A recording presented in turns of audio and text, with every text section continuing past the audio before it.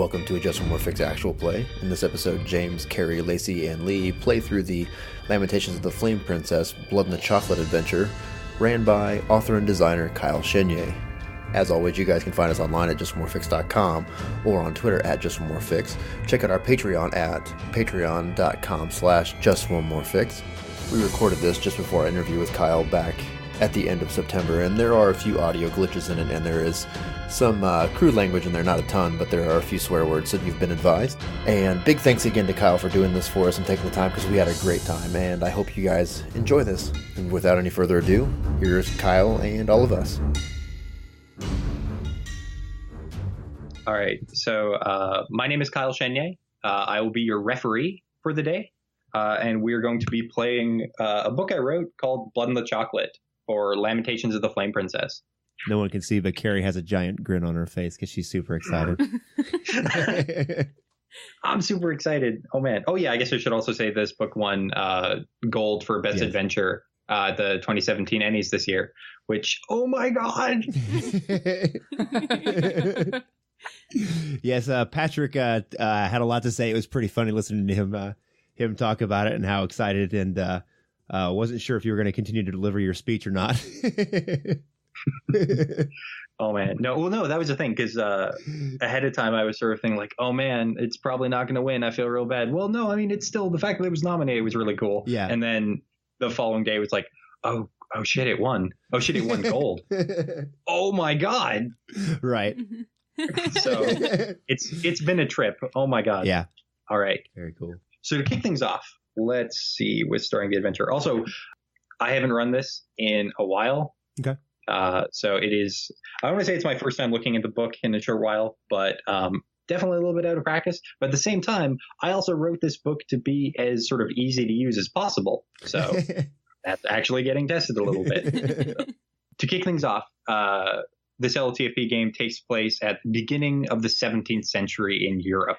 The core difference in terms of what's going on historically is one thing has attracted the attention of every noblewoman and every aristocrat and noble in Europe, and that's chocolate. Now, the act of eating this sort of modest confection has brought a lot of these nobles this tremendous amount of pleasure. And in a very short amount of time, chocolate has become more prized than tea, than spice, than salt, in some cases even more than liquor. And it all seems to be coming from one place, and that is Lucia de Castillo's chocolate factory in northern Friesland. Now, historically, it's also important to note that modern chocolate exists in this adventure is sort of a very sort of modern concept that has sort of been introduced here. Mm-hmm. What was once only commonly sold as sort of bitter drinking chocolate now seems to be available in sort of a sweet and creamy chocolate bar, or sort of pieces of chocolate, as we would sort of conceive of it in modern times. So the fact that that has been come up with is strange in itself. Mm-hmm. Now, Lucia de Castillo, this enigmatic and mysterious chocolatier, has basically risen to prominence. She's become incredibly influential and famous. Apparently, the Holy Roman Emperor himself sort of bends an ear to her, and numerous merchants across all of Europe basically want to find out what her secret is, because she's just raking in money, like piles and piles of silver. And they basically want in on that, which is where the four of you come in. A group of merchants from France has come to all of you with an offer. These merchants can't seem to replicate Lucia de Castillo's chocolate recipe, and so they cannot replicate her success. They need cunning and able-bodied burglars to break into Lucia de Castillo's factory, steal her secrets, and return them to them in France. And in doing so, you will be handsomely rewarded for every piece of information and every secret that you can uncover. Specifically, they're going to pay you these amounts for the following information if you can get it. They want a sample of her unroasted cocoa beans. They'll pay you 200 silver for that. If you can provide a sample of her chocolate liquor. Chocolate liquor is basically when the cocoa beans have been ground into basically a paste. It actually doesn't have alcohol in it. It's just called chocolate liquor. They'll pay you 100 silver pieces for about a pint's worth of that. If you can get a copy or the original of her recipe, 500 silver pieces. Any and all sort of non-mundane ingredients that you might find, like, oh, this is something that she adds to her chocolate. They'll pay you 100 silver pieces for each ingredient you find. Most importantly, if you can provide a working map of her factory, they'll pay you 500 silver for that. As these French merchants begin to tell you these details, you slowly start to get to the impression that maybe they don't expect you to come back. You think you might not be the first people they've sent. Glorious. And you're also like, you're in a sitting room. This is happening over brandy, or I guess sort of a wine or something. And one of these French merchants sort of slides in and says, in sort of very broken English to the lot of you, and if something were to happen to Lucia de Castillo, no, obviously we are not saying you should do anything untoward. No, of course not. Nothing like that. But if something were to happen to her and perhaps the factory itself is given over to us, we'll pay you a tremendous amount of, say something to the sum of 10,000 silver pieces. All right, on. This is in exchange for relinquishing control of the factory and all of its assets to us. Please, avail yourselves if you have any questions about this job, this opportunity. Does she know who you guys are? Does Lucia de Castillo know who they are? Yes. They explained that they're sort of mutually aware of each other's sort of interests. So you'd already be in her will then? Sorry? Will they already be in her will? Oh, no. These are sort of competitors. But yeah, you get the impression there is no love lost between these two groups and many other sort of merchant consortiums. All of them seem to be beneath Lucia de Castillo. They begin to describe her as this sort of like arrogant, pompous, self-aggrandizing, selfish, and incredibly self-absorbed woman. But at the same time, she is also like, you get the impression that they might have a particular disdain for her just because of the fact that she's so freaking successful. Right. And now in turn, they are not. So is like the public opinion in general of her that same kind of view, or is it just these guys' opinion? Like, does their opinion match the like general populace? It seems to be mixed. Okay. From what you can glean from, so basically what all of you knew beforehand, like coming to this and everything, the name Lucia de Castillo is printed on sort of expensive bars of chocolate. Uh-huh. Like it's worth noting that like her chocolates and everything are basically only available to nobility and the aristocracy because it is sort of comparably expensive. So I'm assuming that if it's an expensive chocolate, we haven't had it before? None of you have. Okay. No. Right on. You have all heard of it, right? Though. Okay. So naturally, I feel like we should ask them to sample some. Do you guys have any of this chocolate so we would be familiar with it if we came across it? The French merchants take a moment to sort of look amongst themselves, and they sort of one of them kind of grumbles and then moves over to an armoire. They open it up, and then in a smaller compartment, sort of hidden from view, they take out this sort of like small lockbox, and then in a other compartment underneath that lockbox, he retrieves what is unquestionably a stash of Lucia de Castillo chocolates. How expensive is like a bar of chocolate? So a single bar of Lucia de Castillo's chocolate is 8 silver pieces.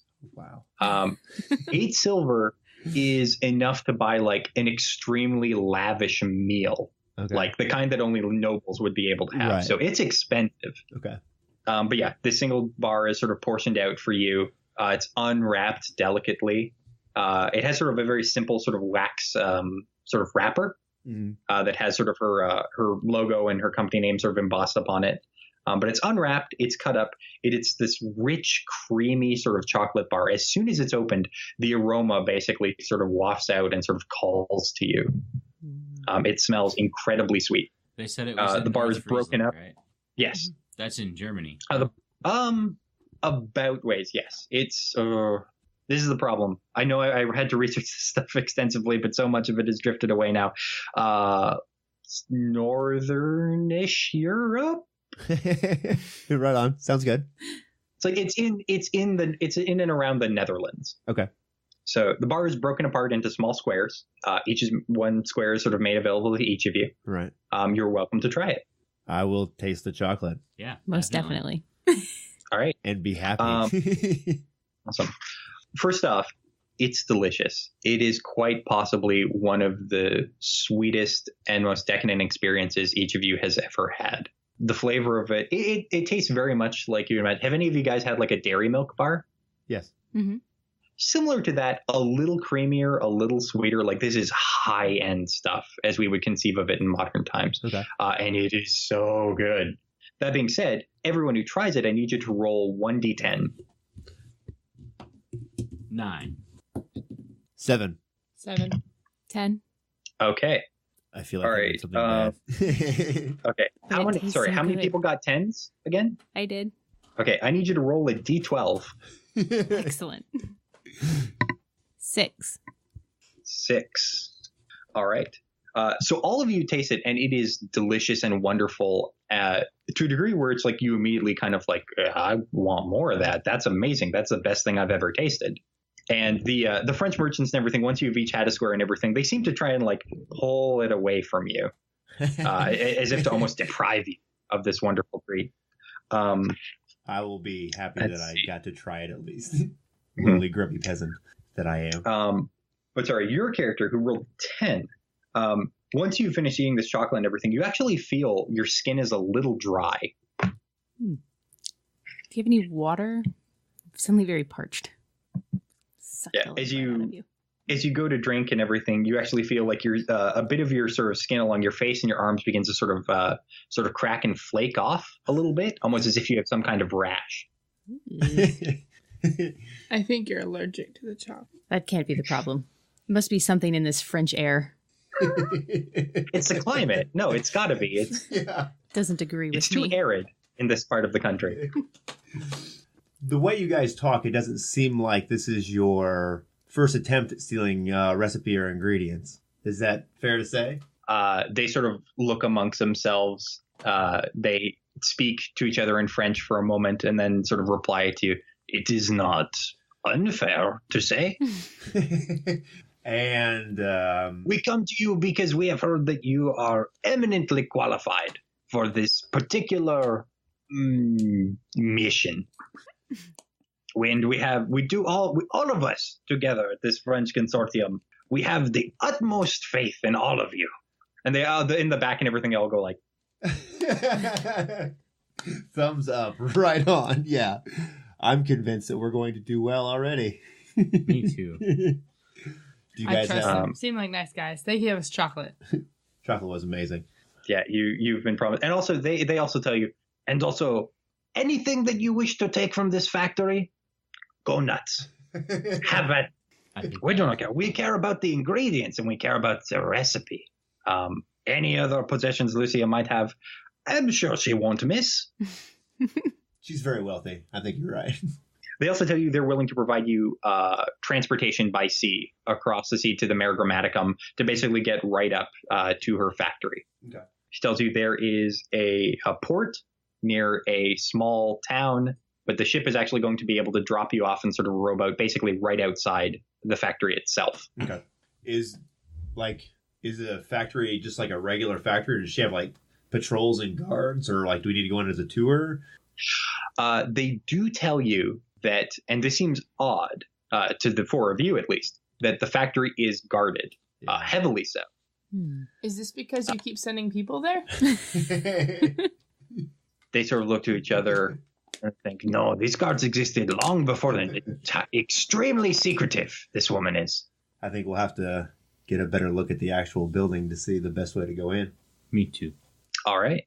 So there is a tremendous montage as you pass across the sea in a boat and everything. Perhaps there is a jaunty song in the background as you're from France to Friesland. The weather gets colder. It's very, very early spring at the moment. So it's still like winter is just starting to pass away. But as you get into Friesland, into the northern sections where the factory is, there's still snow covering the ground. It's still quite cold, and the bitter wind off the sea is very biting. But after a quick trip in a rowboat, after much time has passed, you arrive at the basically heading up the shore to a bit of a hillside.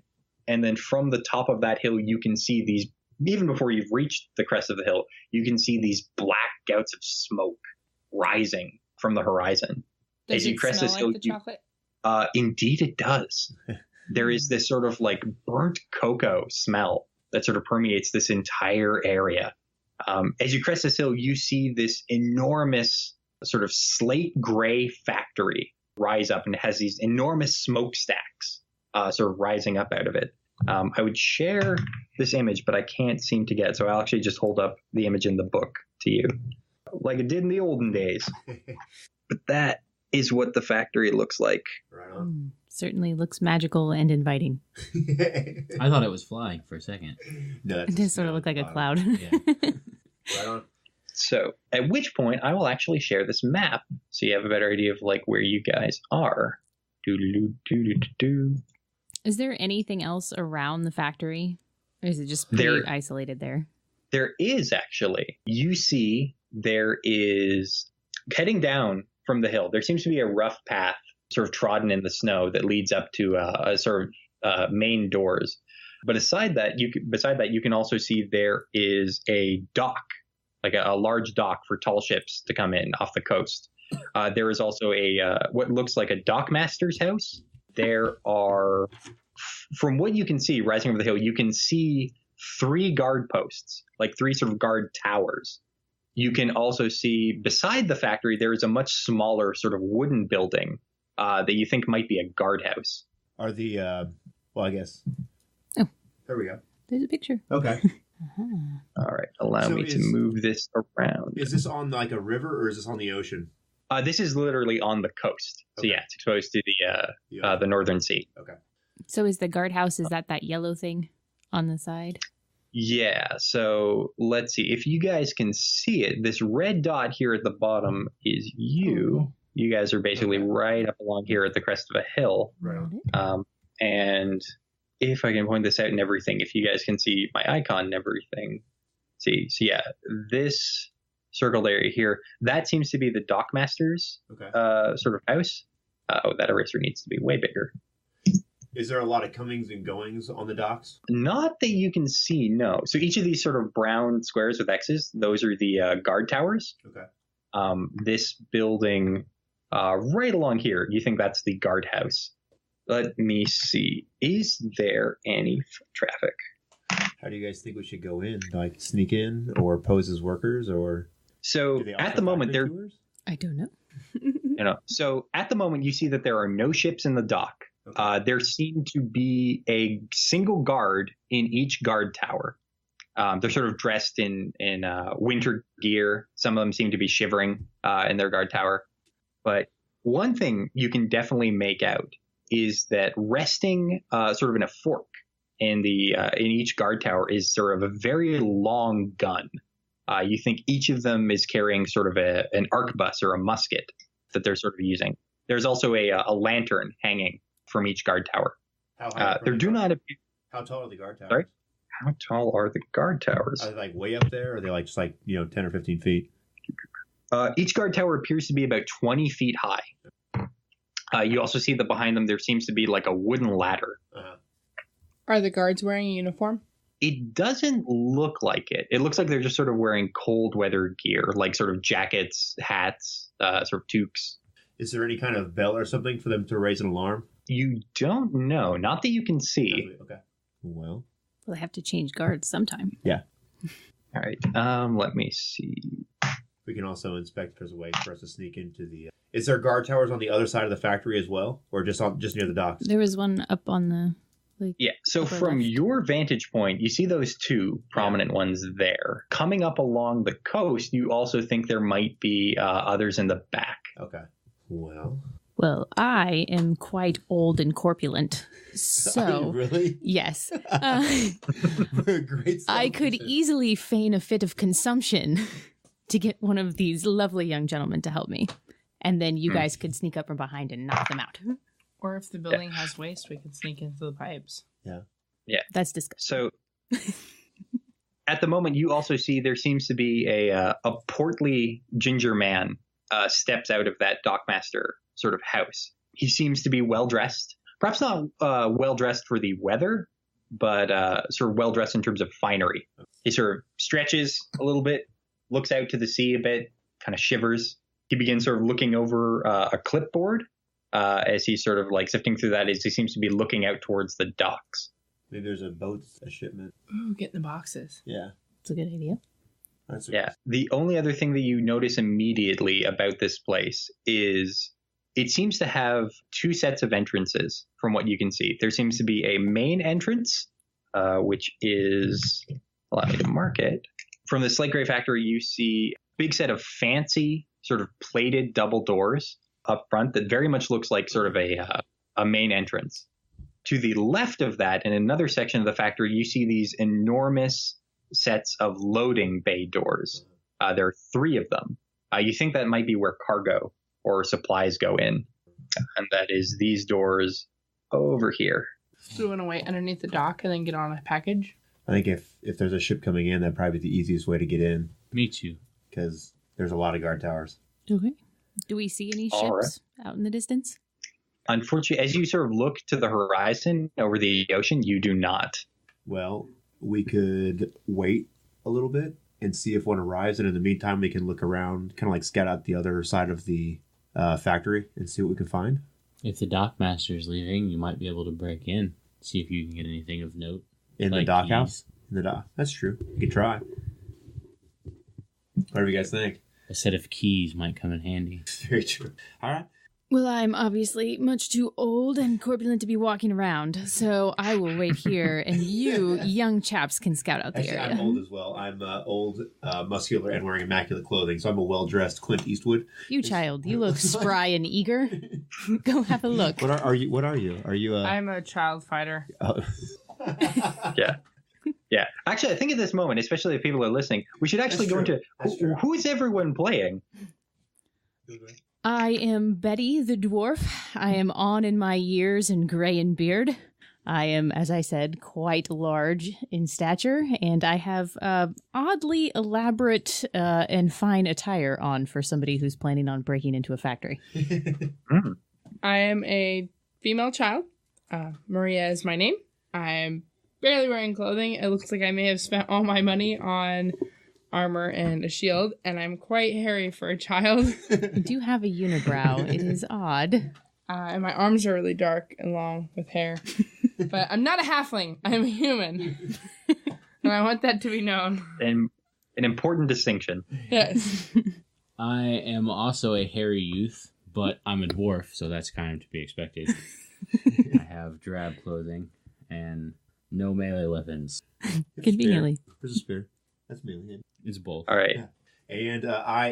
And I'm Lawrence, and I wear immaculate clothing as far as a lowly adventurer goes. I'm old and muscular and fit, and I am a man of many talents. Ooh, I think Garrett. fantastic. Somebody's gonna All right, so since the guard is out of his house, I'm going to try and sneak into his The dockmaster. you mean? dockmaster. Yeah, I will go the up there with you dockmaster's because house. probably if things go poorly, I don't envision you doing well in a fight by yourself. No, I'm tough. Okay. I'm sure you are. No one doubts you, child.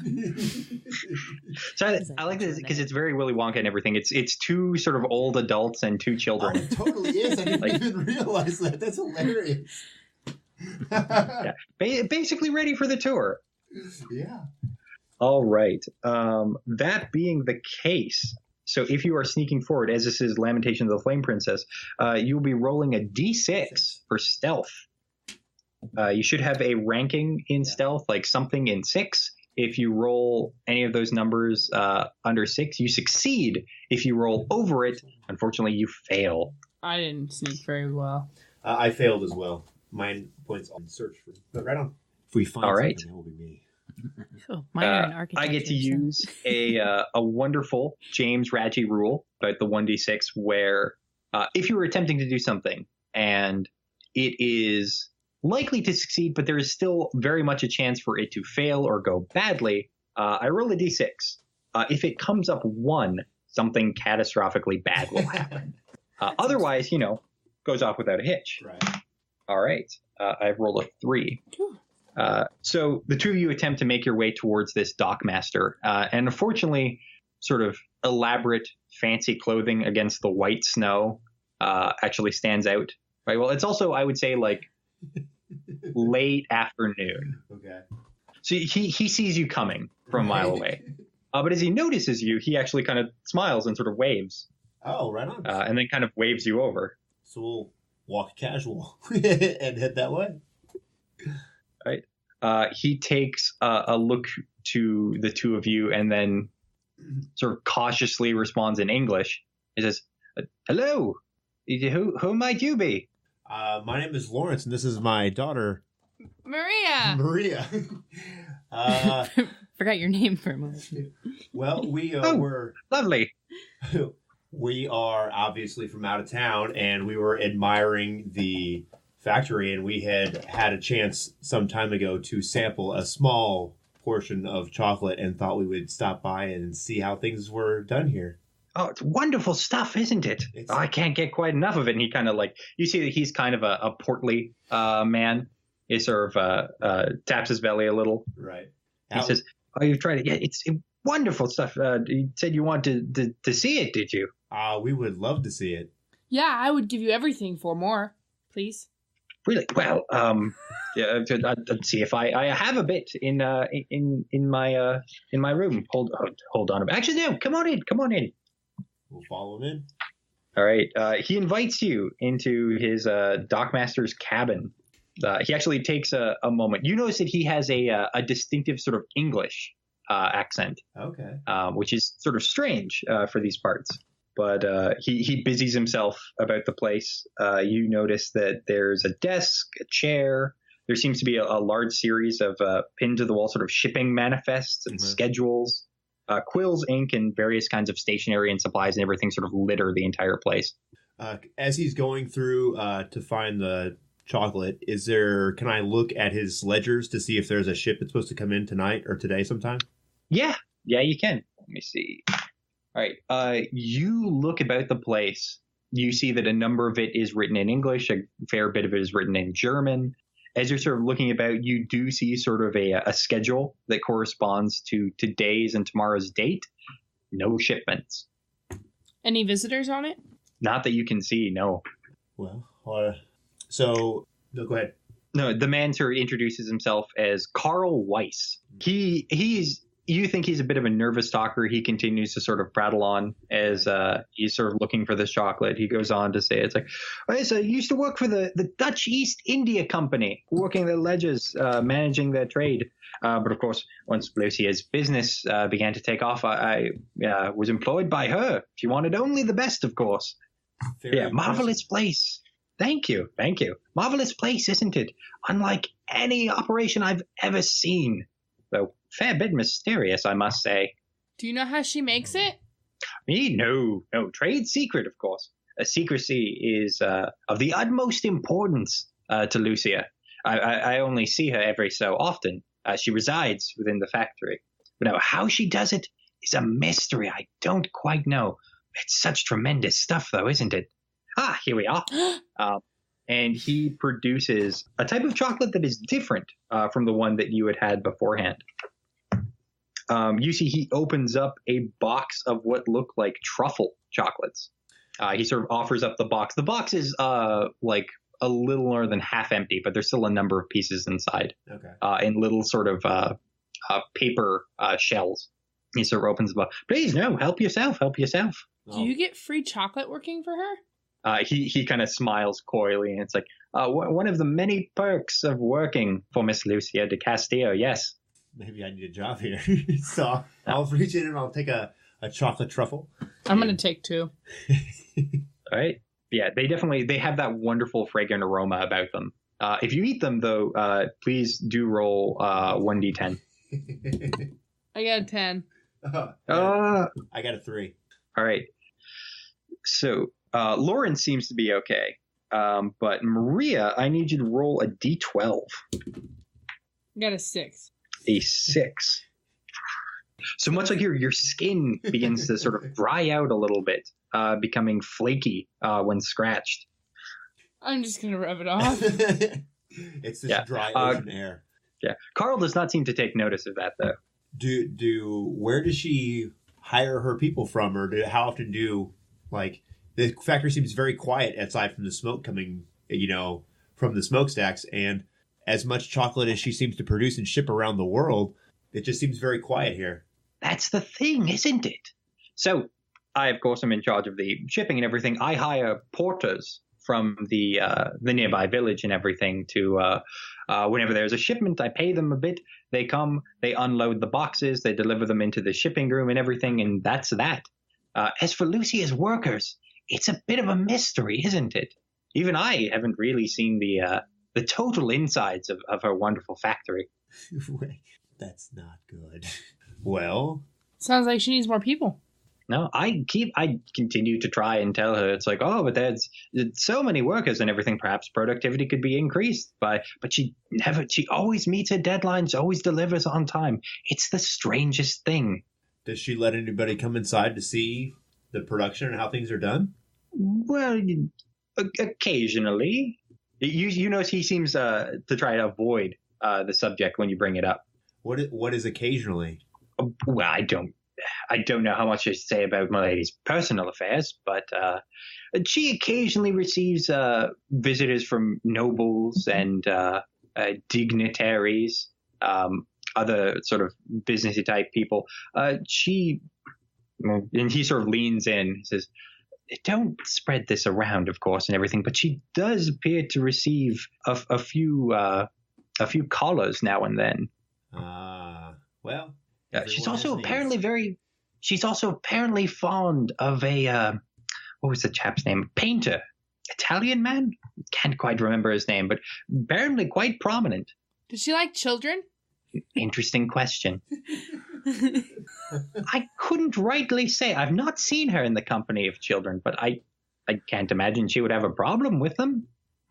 Well, what do you think? Do you go into the factory often? He said no. Occasionally, yes. I do have meetings with Lucia. I know that she has guest quarters for visitors and everything. I'll tell you what. Since you seem so gosh darn adorable and also so very plucky and interested in Lucia's dealings, perhaps I could arrange I think a tour might be out of the question, but at least a bit of a visit to her more open areas. You seem nice enough people. That would be amazing. We have a couple friends who are also with us that are not far behind. Would it be too forward of me to ask for them to come with us as well? Mm. If not, it's, I understand. He hesitates for a moment, but then says, why not? Why not? This is the best thing that's happened since Mom was still alive. Oh. I just got real sad. I agree, dear Maria. I agree. How I miss your mother. So I just love the idea of this like burly child fighter and this old thief. Just it's like, yes, my daughter here. All right. Carl leads you out. And you meet up with the rest of the party. Yes, I'll wave you guys down. Dad got us a tour. Ish. Oh. Yes, me and my daughter are going to go for a tour, and you are welcome to come with us if you like. Oh, so wonderful for you to think of me and my son as well. We'll just have the best time. So this is Carl Weiss. He works for the fine lady Lucia, and he has said that we can go inside and see some of the factory. Wonderful. Right now? Lovely to meet you, Carl. He sort of bows extravagantly and sort of moves to sort of shake each of your hands. It's like, lovely, wonderful. Yes, it's right this way. He leads you to the front of the factory. Let me actually zoom in a little bit on this map to give you guys an idea. So you move across the snow. The guards in the guard towers Both of them at about the same time, kind of twitchy. They kind of wheel their big guns around towards the four of you. But then they see Carl, and Carl kind of waves up to them. It's all right, boys. Hello. I will wave It's all right. nervously back. Stand down. It's all good. They kind of do. They definitely seem a little tweaked out. As Carl is sort of leading you along, he kind of whispers to the four of you. It's like, I don't rightly trust a lot of the gods that she employs. Little bit shaky, I have to imagine. Strange, don't you think? Do you guys get much trouble out here? I mean, very rarely, I would say. long guns in bears. towers seems a little extreme. I bet it's bears. It smells delicious here. It could be Gummy bears. Maria. As I pat you on the head. He leads you straight to these sort of enormous doors, and then producing a small key out of his breast pocket, slips the key in the keyhole and begins to unlock this door, revealing the room inside. Neat. Is that just a different layer you're erasing? Yeah. That is crap. Yeah, this is. I run a lot of online games, and I'm not a huge fan of programs like Roll20 and like a lot of those other sort of programs made for this kind of stuff. I do it myself in Photoshop. It works okay so far. That's very cool. I might steal that. Thank you. Oh, go. Not even Right, I'm so- totally gonna steal that. You enter this sort of entry room. It's lit by sort of lit sconces and lanterns along the walls. Let me tell you a little bit about what's going on in this room. As you get in, you see a number of things. Firstly, you see dominating the right-hand wall of this entrance room is a tremendous painting. The painting seems to be a portrait of the woman herself, Lucia de Castillo. It is incredibly well made. It's very, very large. It seems to be quite valuable. I can actually show you a picture because I have an approximation of that painting in the book. But you see your first glimpse. Oh, let me move Skype around. But you get your first glimpse of Lucia de Castillo. She looks like that. She is a very large and sort of Rubenesque woman. We only see the Map. The map. Oh, whoops. Let me turn off that screen share for a moment. Sorry, guys. No worries. There we go. Okay, right on. Yeah. In the painting, she's dressed very resplendently. She also seems to have a bandolier around her sort of shoulders and chest, placed in which seem to be two pistols. She is also hoisting herself up with a rapier, and she has sort of a globe and what looks almost like a shrunken head behind her. Curiously well armed for a chocolatier. Carl Weiss sort of smiles and says, yes, in her youth, apparently, Lucia de Castillo grew up in the darkest regions of Peru and was a bit of an adventurous sort. She, of course, grew up amongst wealthy conquistadors and had a very large cocoa plantation of her own, presumably where she secured the rights to have all of her cocoa shipped to her. You also notice there is a coat rack to place your coats. Which sort of Carl Weiss does. These coat racks seem to be sort of golden hands, sort of jutting out on little spindles and everything, are sort of golden hands that are sort of turned. Some are turned like that. Some are turned downward. Everything. There appear to be 3 coats already on there. There's also 8. So are the hands are they? How realistically do they seem like when they're carved? You know what I mean? Or cast. If you want to investigate them, you absolutely can. So I'm gonna take off my coat and I'm just gonna casually walk over there like I'm going to hang it up, and I want to try and examine the hands that are there as well as the 3 coats that are already hanging up. Okay. So first off, the 3 coats appear to be there is a plum velvet coat that seems very nice. There is a mink coat, which seems even finer. There also appears to be a black leather apron. And that apron seems to be just encrusted with dark red and dark brown stains. The golden hands, upon investigation, seem to be actual painted and lacquered human hands. Oh, well, that's low. Quaint. There is a placard above them that says something in Spanish. Each of you can roll a d6 for languages. If you're trained in languages and have more skills in that, let me know anybody who got a 1. Negative. Nope. Now, when we saw Carl put his key in his breast pocket, was that in his coat or inside a shirt that he had on in addition to the coat? Inside his jacket, like the coat. So, yeah. So as he hangs it up, presumably the key may still be in there. I would like to try and take his key. Okay. Whilst he is distracted with conversation. All right. So, yeah, I will hang up my coat and go over there to speak with him and ask about these 3 coats or 2 coats and apron that are there. Like who is there another? Does she have more callers that have came to see her or? He shakes his head. He thinks those might just be Lucia's. Okay. He definitely recognizes the plum velvet coat and the mink coat to be hers. Okay. All right. So, You can also see in this room there appear to be 2 doors, 2 sets of double doors, one to the left and one to the right. Let me share this map to show you guys a little bit more. All right. But he sort of leads you on. He sort of motions towards the painting. Says, yes, the painting. It's by the Italian, Swiss, her painter caller, gentlemanly friend, I suppose. I don't know if they know each other that well, but she is a tremendous fan of his and his works. She's commissioned a number of paintings by him. Do you don't know his name? He can't seem to recall. There does, however, seem to be a sort of what's the word for it? I was going to say like a plaque or something, but that's not true. Like the little bit of writing that has the artist's name and everything underneath the painting. So I'll go take a look and see what it is. It's titled Portrait Lucia de Castillo, credited to someone named Peter Paul Rubens. Have I heard of Peter Paul Rubens before? You may have. Peter Paul Rubens is actually a distinctive painter from that time period. Right. Are they in love? Carl Weiss doesn't know, but he has sort of a coy smile as he describes it. He thinks that might be a possibility. So while they have him thus distracted, am I able to find this key that he opened the door for us with? Let's see. In fact, you are.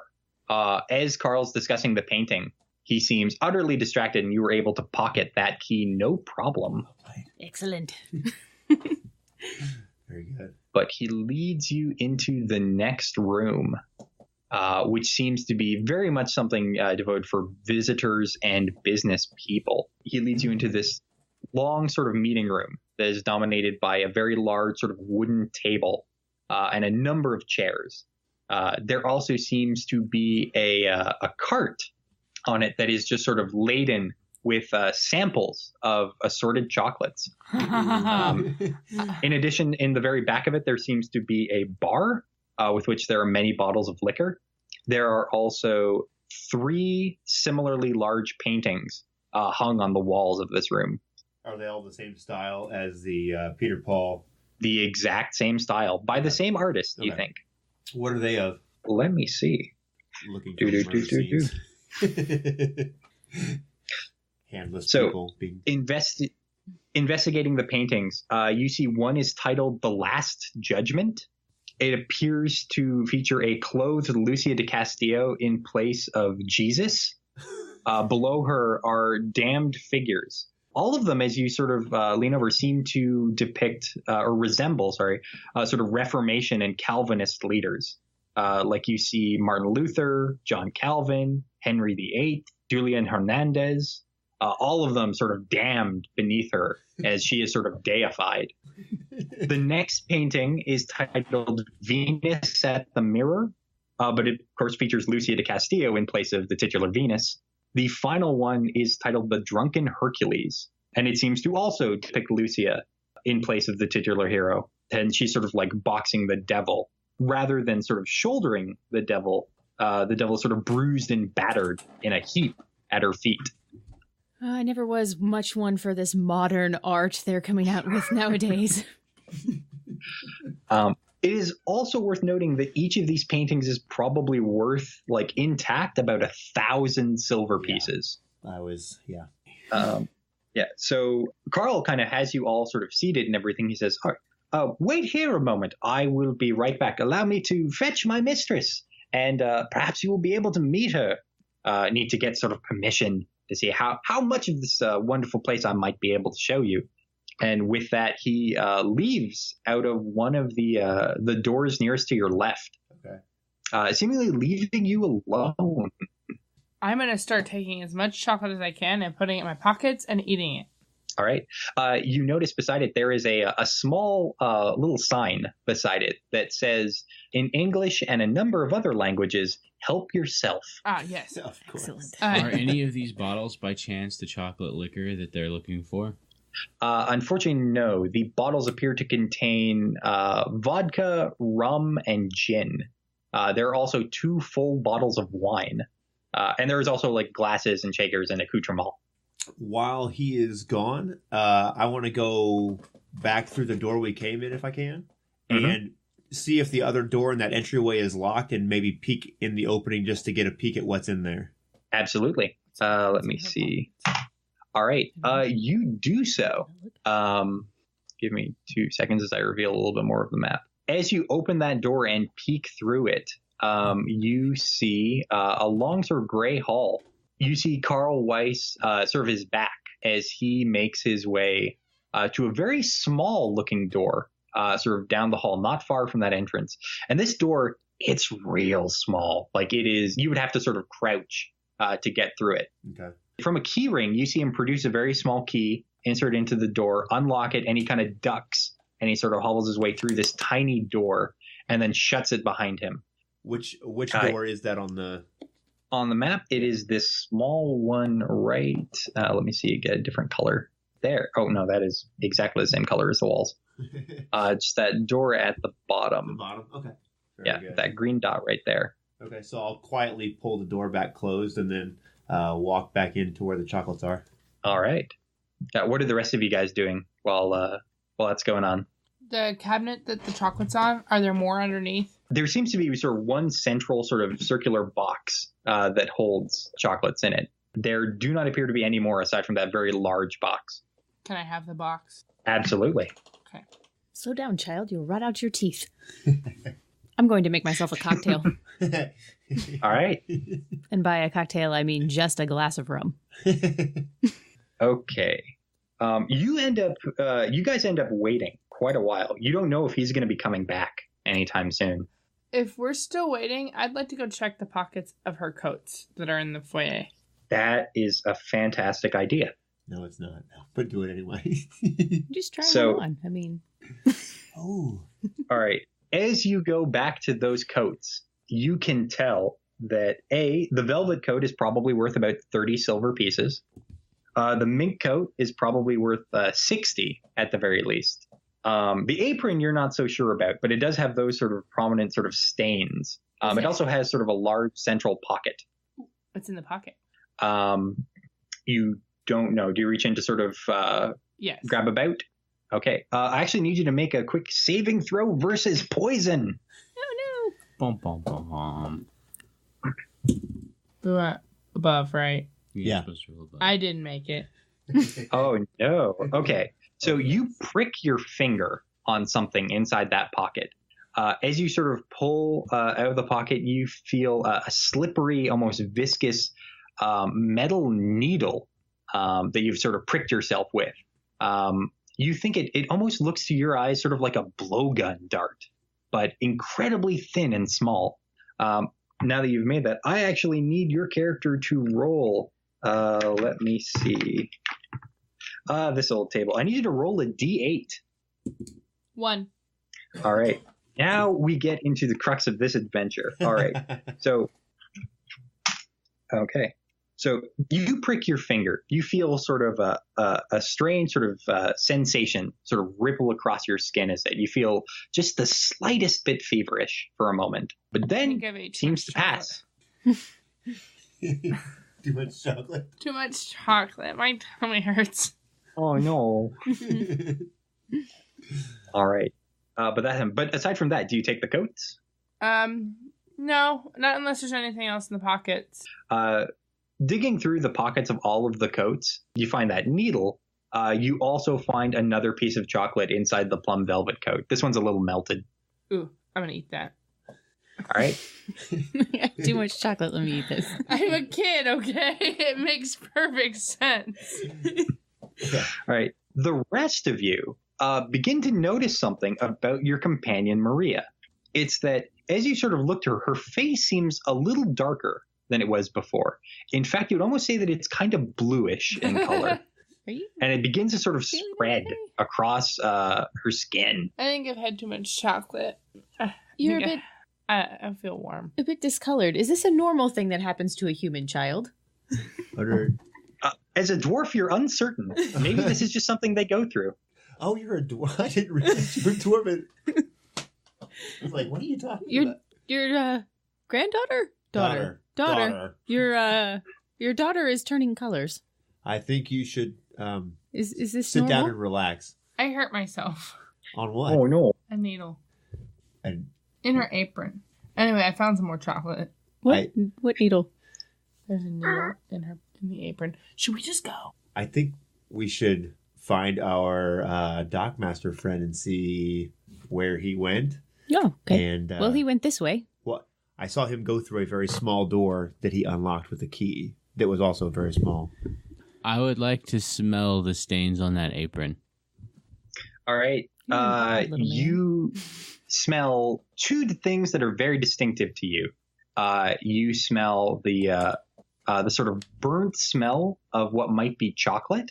You also smell sort of the pungent coppery aroma of what is unmistakably blood. I perked my finger in it, though.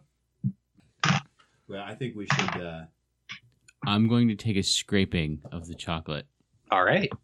You now have an implement, like a knife or something else, that is now covered in scraped up chocolate. Please don't stab me. No promises. All right. But yeah, you get to the point now where you're not sure when your dockmaster friend is going to come back. So in looking down the hallway, were any of the other doors like regular man-sized doors? All the other doors that you see seem to be sort of regular doors, yes. Okay. So I think that we should go look further in the factory, and then I think that in order to, if we get caught, to feign like, hey, we were just looking around, not trying to find steal Carl. any chocolate or stuff until the way out. Mm-hmm. I agree. I didn't steal it. It said help yourself. If you eat it, that's different. That's not stealing. No, but I that's had eating. the box. It said Oh, help just yourself. keep it in the box. It clearly came from up here. That's fine. Okay. I love this party. It is a great party. She's helping herself to things that were freely offered. No, that's okay. I'm There you okay go. with that. And other Yeah. things. Yeah. All right. But I would be careful so- because clearly you're blue now. I'm and hot you, blue. You may want to slow down the chocolate because we're not cleaning up, well, chocolatey vomit all over the place. It's just not happening. Yeah. Also, she's almost entirely head to toe blue now. Like blue like I'm holding my breath, or blue like a crayon? Like a rich sort of lavender sort of blue. Oh, actually, you know what? A rich violet blue. No Let's one not else mince seems to words be here. concerned. If you're not concerned, I'm not concerned. This is clearly a natural human occurrence. I don't know how much you know about human children. Clearly not much, but this is definitely not normal. Oh. Well, we should find Carl faster then. I agree. Are we All really right, looking for if Carl? If you or are we feel just, any other significant changes, you should definitely let us know. like becoming a woman? Do you feel blue? No, not becoming a woman. Like, Oh my god! like you're blue, for Christ's sakes. I love this color. Well, I'm glad maybe It is very rich and vibrant. This is true. It doesn't appear to be affecting her continence. It doesn't seem to be affecting her critical thinking. Excellent. So which door first then? Where would you like to go? Well, so he went through the bottom one, correct? Let's go north. Yeah. So let's go to the one furthest away from him. That way we can hopefully explore more before we run into him. All right. Because we don't know what door he went in. That's the closest. I saw him go in the All door. right. I know. I'm So you head down this hallway. So as you're making your way down this hallway, you notice a number of things about it. It is papered. Like all of the walls seem to be papered with surprisingly lifelike illustrations of what look like exotic fruit. Like as you're making your way through this colorful hall, you see on the walls there are images of plums, strawberries, bananas, oranges, grapes. There's also sort of strange misshapen green fruits as well. What kind of fruit do you suppose that is? I don't know. Can Not I- humankind. I've never seen it before. We should smell it. The wall? Yeah. Okay. Go for it. Does it smell like fruit? It does have sort of a fruit-like aroma to it. It does. No way. You know you want to lick it. I mean, come on. You're already blue. Go for it. All right. Is there a blueberry? There is indeed. I'm going to lick the blueberry. Okay. You do. It tastes like wallpaper. Aw. Okay. All right. Now you're the kid that licked the wall. Yeah, but it still smells good. All right. At the end of the hall, you see a set of ordinary double doors. Are they locked? As you test them, they do not appear to be. No, they appear to be open. Do they have windows in them? That's one thing you've actually started to notice. In none of the rooms that you've been in thus far, there have been no windows. Well, we didn't see any windows in the factory on the way in either, did we? You did not, no. And that suddenly strikes you. It's only now that once you're like a few rooms deep and everything, that seems kind of odd. Right. It makes sense, though. She's trying to hide a recipe. Yeah, she's very secretive. Plus that, if there's only a couple entrances in, and she's very concerned about things being stolen. Mm. Yeah. Better security. All right. So I'm going to crack the door open and take a peek inside. Okay. The room appears to be dark, but it's lit up with a shaft of light as you sort of crack open the door a little bit. Okay. I have a torch. Can I light it? Absolutely. You now have a light source. You enter a small room that seems to be a much larger room that's been divided by curtains. Inside this room is a number of double beds, dressers, sort of basins for water, chamber pots. It seems to be sort of what do you think might be opulent living quarters. Are the beds like full-size adult beds? Absolutely. They're also well made and maintained. However, while all of the beds are made, some of them do appear a little bit dusty.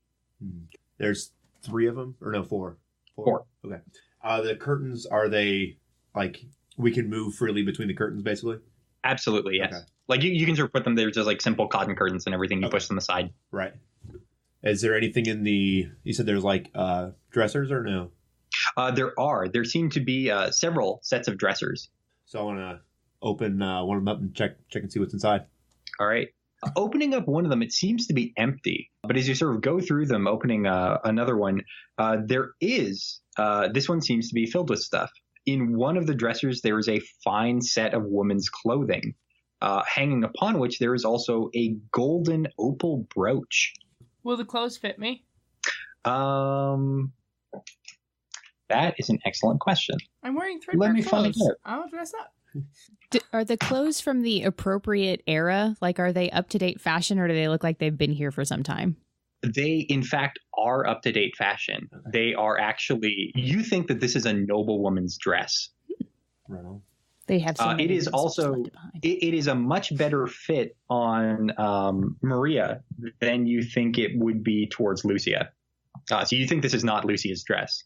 I'm going to wear it. All right. It's a little big on you, like a little long in the sleeves and everything, and it trails across the ground, but it more or less fits. The opal brooch actually has a number of, it has sort of a crest upon it. Is it a crest that we recognize? Would you recognize it? Actually, yeah, if you recognize Peter Paul Rubin's name and everything, you'd probably recognize this.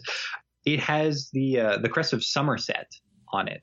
And suddenly a bit of obscure trivia sort of pops into your mind.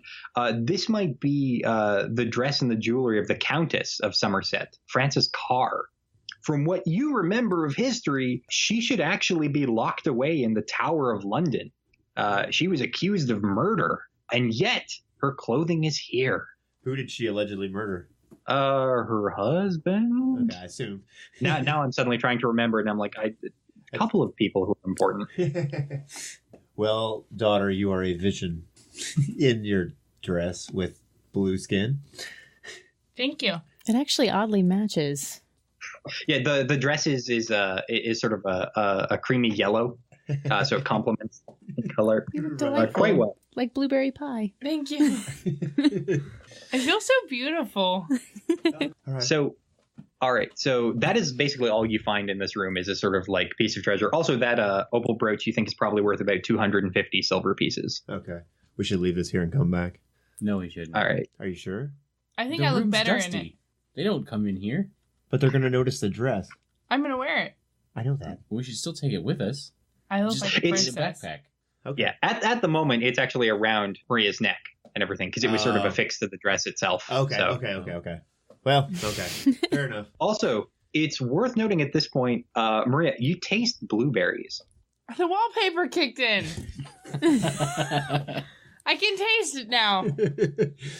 That's wonderful? Question mark. Also, this dress that was moments ago sort of loose fitting on you is actually feeling a little snug. It's perfect.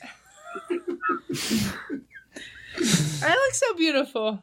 Yes, it's exactly what I was thinking. Beautiful. All right. Where Do would I you guys know like to go something's next? wrong with me? Are you the only feeling other gassy? place- You feel- a little bloated. You definitely feel kind of funny. Can I burp? Absolutely. Yeah, I don't think you need to roll anything. Does that like relieve the pressure? Indeed, it does not. Okay, can I pee? There's chamber pots. You were Okay. actually ideally suited in a place to do that because there are a number of chamber pots. So, Is that oh Oh, geez, God, let me child, pull roll the curtain something. first. What is wrong with you? I just feel really bad.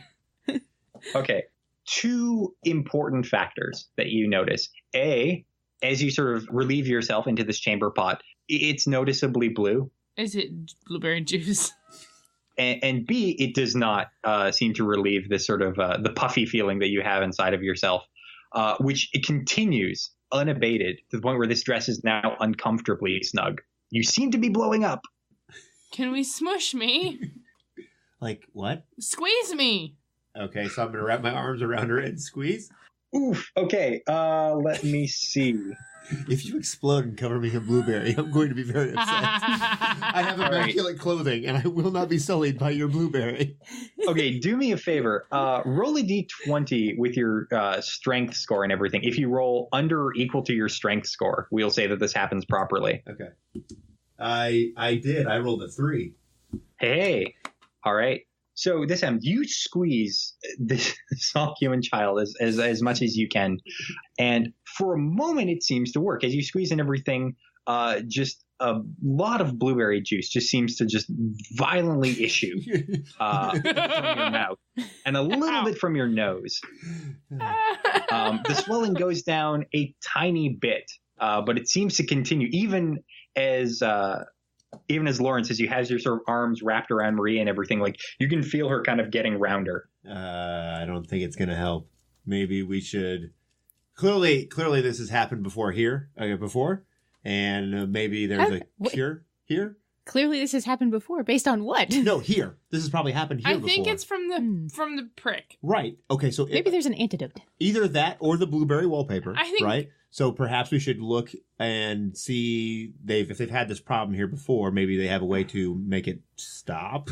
So we'll need to find some help. I don't know if I'll fit through the door anymore. All right. We'll Do try. you guys want to head back to that the door to the south? Yes. Yes. Quickly. All right. Quickly. All right. So you hurry, you hustle your way to that door. It's very small. Thankfully, Maria is sort of you were a child, but now you're also getting quite bigger, so it might be a bit of a squeeze. Ow. The door is shut. It's actually warm to the touch. Is it locked?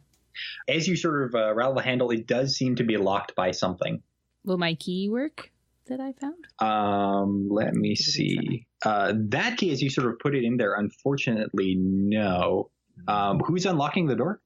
I was trying to unlock the door. With the key, yeah. Okay. With the key, yeah. All right. If it doesn't work, though, I will try and unlock. If the key doesn't fit or doesn't work, I will try and unlock, pick the lock. So you try to put in that key that does not fit. As you do, there is a jet of gas that erupts from the keyhole, sort of enveloping you. I need you to make a saving throw versus poison. 2 blueberry. I did not succeed. I need you to roll 1d8. Don't roll one. I got a 7. A 7. Awesome. All right. Maybe it's the room. Maybe it's the hallway. Maybe it's the chocolate you've already eaten. But you seem to smell chocolate sort of on yourself. This sort of overwhelming, sort of pleasant aroma of chocolate sort of fills your nostrils and your mouth. But after a while, it doesn't seem to abate. It seems to sort of get stronger and stronger in your sinus cavity, and sort of you can sort of feel it in your mouth. Does anybody else smell that? What? Chocolate. They probably bake it on the inside, and that whatever that puff of air was is probably just the. Oh, well, that makes sense. Yeah. Uh-huh. All right. So yeah, the door unfortunately does not open. What would you guys like to do? You can attempt to pick it. You can attempt to break it down. I'm going to try and attempt to pick it. All right. Are there any hidden doors or escapes in this? Feeling about it, you don't seem to notice any. Like as you feel along the walls and you're sort of testing each cranny and everything, this area seems quite sort of ordinary and mundane, except for that door. So I failed to pick the lock miserably. Okay. Let me see. Okay. So I also need you to make a saving throw versus poison as this trap is triggered yet again. Right on. I failed. Oh, D8. Dear. Yeah. And I got a 6. A 6. Ooh. All right. Ooh. So as this happens and everything, as this sort of gas, as you breathe this in, as soon as you breathe it in, it seems to sort of crystallize along your throat. Your throat itches and grows sore. Your voice becomes hoarse. I will cough a few times and then get my wet skin out and try to drink as much water as I can and see if it will clear my throat up. All right. You drink a bunch of water. The water does not seem to help. Your throat's still very scratchy and hoarse. Try a piece of chocolate. It's extra creamy. I like your logic. So I will take a piece of chocolate and see if that will help. Okay. To no avail. No? No. The chocolate's amazing. Yeah. Still, yeah. And it makes morally, or sort of, it makes you feel better. It raises morale. But unfortunately, it does not take away that sort of scratchy throat. Well, did we see what orifice the gas came from? It seemed to come from the keyhole itself. Like something on the inside seems to be issuing this. I have a piece of soap. I'm going to carve it with my little knife until it approximately fits the keyhole and stick that in there. That is an awesome idea. I'm going to say that takes up a bit of time. I might have to roll an encounter or so, but yeah, that sounds like that would work. Hey, okay. So it does take a bit of time. Let me move a couple of things across. Okay. Yeah, but you have this carved soap key that you sort of jimmy in there and you turn just enough to be able to open this tiny door. Nice. Well played, dwarf. As the door opens, there is sort of a humid blast of sort of moist air that's sort of warm and inviting, but very hot considering how cold it was outside. Right. Allow me to reveal this room for you. And also imagine there's that wonderful sort of tinkling piano music from Willy Wonka and the Chocolate Factory. Okay. As ladies and gentlemen, you enter. Yes! No. No, yes! There's gonna be a chocolate waterfall. A world of pure imagination. No. Badness. Bad. Buttercups! But it feels so right. Oh, no. This is how they turn the chocolate. Things have to take a breath. Only get better. Count to 3. Come with me and you'll... So yeah, you enter what is unmistakably a chocolate room. Wow. The ceiling to this room is about 40 feet high. It is a picturesque hillside of lush green grass that gives way to a river that is unmistakably liquid chocolate, fed by a waterfall. Does this appear to be the chocolate liquor that I believe they were looking for? You don't think so. You think this is sort of like milk chocolate. You think that it has had sugar and liquid sort of added to it. You know, if you reach down in there, I think you can. However, you see there seem to be 2 very narrow bridges that extend past, like along this chocolate river. You also see there are a number of doors, 2 doors across from you on either side of this sort of green pasture. Another door to the south leading to perhaps another hallway. You also see there is a number of other sort of bushes and things. There's here to be strewn about this grass. There are mint bushes. There are planted sort of chili pepper plants. There's wooden beehives that sort of buzz. You can also see, you don't see it on the map, but I will describe it to you. You actually also see amid this chocolate river to your right-hand side, you see sort of a stone tunnel that it seems to feed downward into. And moored in that chocolate river, sort of anchored, there seems to be a long paddle wheel boat. What do you guys think? Can We should try the door that's on our side first. Can I tell using architecture how far down that tunnel seems to go? Absolutely. Make an architecture check. It's the only thing I'm good at. That's so why I bring you doors along. Give it a try. Oh, it's under the microphone. No, not so much. Can Seems I to go on try? forever. Yeah, absolutely. Anyone who would like to can. I got it. Really? All right. Between the two of you, as you sort of like you give Betty You're gives too old. an immediate appraisal. My keen eyes can't quite see that far. Lee, your character determines that this it seems to descend like another like 40, maybe 50 feet into darkness, and it seems to go sort of down. It slopes downhill. Curious. If this like chocolate river wherever has this- not carved a gorge. Wherever, and also like you think sort of looking around the side, the chocolate river seems very hot, like it's like almost scaldingly so. There's steam rising from it, but you can also tell that the chocolate river itself is probably about 10 feet deep. Don't fall in the chocolate. Well, you're probably not going to drown in it, What? Because you would boil first? but about 50 feet down that hill, it gets hot. Really hot. Okay. All right, you have a number of options before you. So What would you like to do? you said the door on the I'd south like that to we're by? do the other door that's on Our side of the river. our side of the river because I don't trust the river. That's fair. I was thinking to go to the other side of the river first because it would get us further in there, but I think you're right. They're narrow bridges, and well, you're corpulent. Really? You're not worried about swollen blueberry girl, but I'm a little chubby. So you're concerned. I really do look beautiful in this dress. You look like you can't breathe. It hurts. Oh, Beauty. Perhaps their you should price put your there. other clothes back on. They broke Your other clothes? in the swelling process. All right, so I'm gonna walk over to the door on the south side there and see if the door is locked and pray there's All right. no more poisonous gas. all right. The door is unlocked. You can open it easily. Okay, I'll I'll open it allow and peek inside there. Okay. Hopefully, Peeking inside, you see a hallway. This hallway, compared to the other one, it's just as well lit, but it is far more drab. okay. This is the actual factory part then, not the visitor. You know what I mean? Yeah, That's what I'm assuming. I can do that. Based on Seems logical. my loads of experience in Seems as logical as a chocolate river So- inside a factory. So peeking through this hallway, you see the walls are plain and unmarked. There seem to be smears of dirt and bits of grass littering the floor. This hallway, unlike the pleasant and well-smelling one of the other, this one seems to smell faintly of sweat, urine, and blood.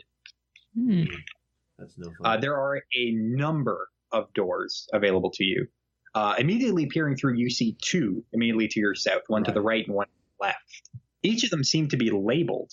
One door, the one to the right, seems to be labeled packaging room. The one to the left is storeroom.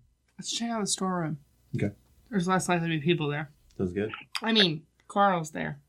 Carl's. Carl! He said he was where going are to you? storage to get something. All right. You guys head into the storeroom. Entering into the storeroom, you immediately see that there are a number of sets of stairs. This room is packed with boxes. There are crates, barrels, sacks of assorted ingredients and supplies. More that can easily be accounted for. A set of stairs leads up. One thing you notice from the outside, the factory seemed to be of a single floor, but there was sort of a tower towards the center that sort of led to perhaps a smaller room on a second floor. Okay. And there is a stairwell leading down. The stairs leading down, you can kind of hear there seems to be a rumbling sort of noise, like a cacophony down below. Are there cocoa beans in here? Looking about, there don't seem to be, no. Okay. Of the ingredients, you see there are there are sacks of sugar, copper canisters of milk, and 4 bins of what you think might be cocoa butter. Is it all You normal looking? From what you can tell, yeah, it seems sort of like as you're looking over some of these ingredients, they seem kind of normal. You do, however, see sort of hidden amongst these boxes and everything, there appears to be a mummified corpse. Of They're not mummified, but sort of desiccated and like Right. sort of shriveled. that's not good. Does it look human or dwarven? Human. This person is sort of dressed in leathers, and their body is riddled with what look like blowgun dart wounds. Ooh. Don't touch those bullets. Are they male or female or? This corpse appears to be female. You can also tell that she smells strongly of sugar, and sort of wrapped around her is a satchel that seems to bulge. I'm going to very carefully with a. Let's see, what do I have here? Use a torch. Yeah, I'll just take something. I'm going to flip the her satchel open and peek inside there, but be ever mindful of poison darts. All right, let's see. Okay, just a moment. Maybe she already found the recipe and we can just leave now. Hopefully, that would be awesome. But you know. Okay, you know what? To do this, I would actually, you know what? I will roll for it. Okay, it takes, you do so very, very carefully. And you were able to slip this satchel off of her just so before she kind of clatters to the ground and sort of explodes in a puff of awful pink sugar gas. Oh. But thankfully, the four of you are sort of shielded from it. So yeah, you uncover this satchel. Inside, there is 23 silver pieces, a small steel mirror, a garrote wire, and what looks like a roughly drawn map of the factory. So I feel not good right now because I also have a satchel, a small steel mirror, and a garrote wire. The map doesn't look complete, but judging by what you have, if we're saying you've been mapping this entire time, right, I can reveal sort of where else it shows off. Okay. I think she was hired by the same people we were. Yeah. That's a reassuring thought. I like those powers of deduction, young one. Thank you. Why am I doing this when I can use the lasso tool? But as you see a number of rooms, some of them have been hastily sort of labeled in English. One of them you just see sort of scrawled into it. There's just the words "Small Monster Village." Which one is that? It seems to be written or to designate this area here. Okay. Let's avoid that place. Lovely. Yeah. From the outside of the factory, from what you saw, there seemed to be sort of this glass domed area. It seemed to be the only glass that you could visibly see. And that was and it seemed to be sort of fogged up. And yeah, that you think that corresponds to that area there. Okay. Now, are there? What do you think? This is the. That's packaging. You guys are here right now. Yeah, this is the loading area. There's the lovely little monster zone, and this thing here. What are the other rooms labeled? Turbines for the waterfall? The other rooms seem to be labeled. The one immediately to the north of that small monster village seems to be labeled roastery and mill. That's where they ground the beans up. The one immediately to the right of it seems to be labeled liquor flow. Ooh. We need to get to that. What pumps? Oh, that might be what pumps to the river waterfall. But we can definitely get the beans in the mill room. I think we should go up. If I owned a big factory, I would live on top of it. And if we can go to her room, we can get her recipe. If we go... Oh, we're going to have to go through the little monster room, looks like, no matter what we do. Unless we can go up. There do appear to be doors to the north. You could just head down hallways. Yeah. Or you could head through the monster village. What I was looking through is the pump room doesn't have a door. Or we could just take these stairs up in the room that we're in right now. That's true. Okay, so we know what he's here. Why don't we go up and see what's upstairs? Because she doesn't have that mapped. And that might be her quarter. Maybe we could finish the map down here. Well, we've got to come back down because there's only one room upstairs. I think we should go up the stairs. All right, then. So we will go up the stairs in this little room here. We're in the storage room. All right. I'll let you go first. You clamber up these top stairs, heading up sort of into this tower area. Give me just a moment as I switch out maps. Because from the outside, it looked like there was only the one room there, so that will take care of all of that. We won't have to worry about coming. Because if the recipe's up there, if we just find the recipe up there, I say we just dip. I don't. Did you see the darts and the exploding sugar? We can get 300 more silver pieces for 2 rooms that we know where are. And let's not even forget about the 4 paintings we can take. Well, we can get those on the way out. Yeah. I still don't feel good. All right. So I'm trying to get paid here, daughter, okay? As you reach this upper stairwell, the stairs ascend for 3 flights, terminating at a large set of double doors. These double doors don't seem to have a traditional lock. Instead, a set of ivory piano keys is inlaid above the iron door handles. Oh. It appears to be a musical lock. Oh, wait. Didn't we hear music when we went in the thing? Yeah. Is that? Can you play that? Also, I will say in the... Nope, not it. This is something you might need to track at this moment because a bit of time has passed, and you are all most of you are beginning to notice certain effects. Maria, you have now swelled up to the point where the clothing that you're wearing and everything is basically bursting off of you. You are now basically like very sort of round and puffy and completely blue. You are much slower than you were before. You think you'll only be able to move about 10 feet per round. Did the squeezing make it better earlier? The squeezing helped a little bit, yes, but not a lot. You also haven't been squeezed in a number of minutes. Can we squeeze me again? Do you need a hug? I do. What if all of us squeeze me? Before you get a chance to do more squeezing, let's see. Lawrence, your entire set of vocal cords have basically been encased in a kind of brittle nut candy. Oh, it tastes you think your character has been rendered mute as you're no longer able to speak. Speaking aloud seems to cause the brittle in your throat to fracture and stab you.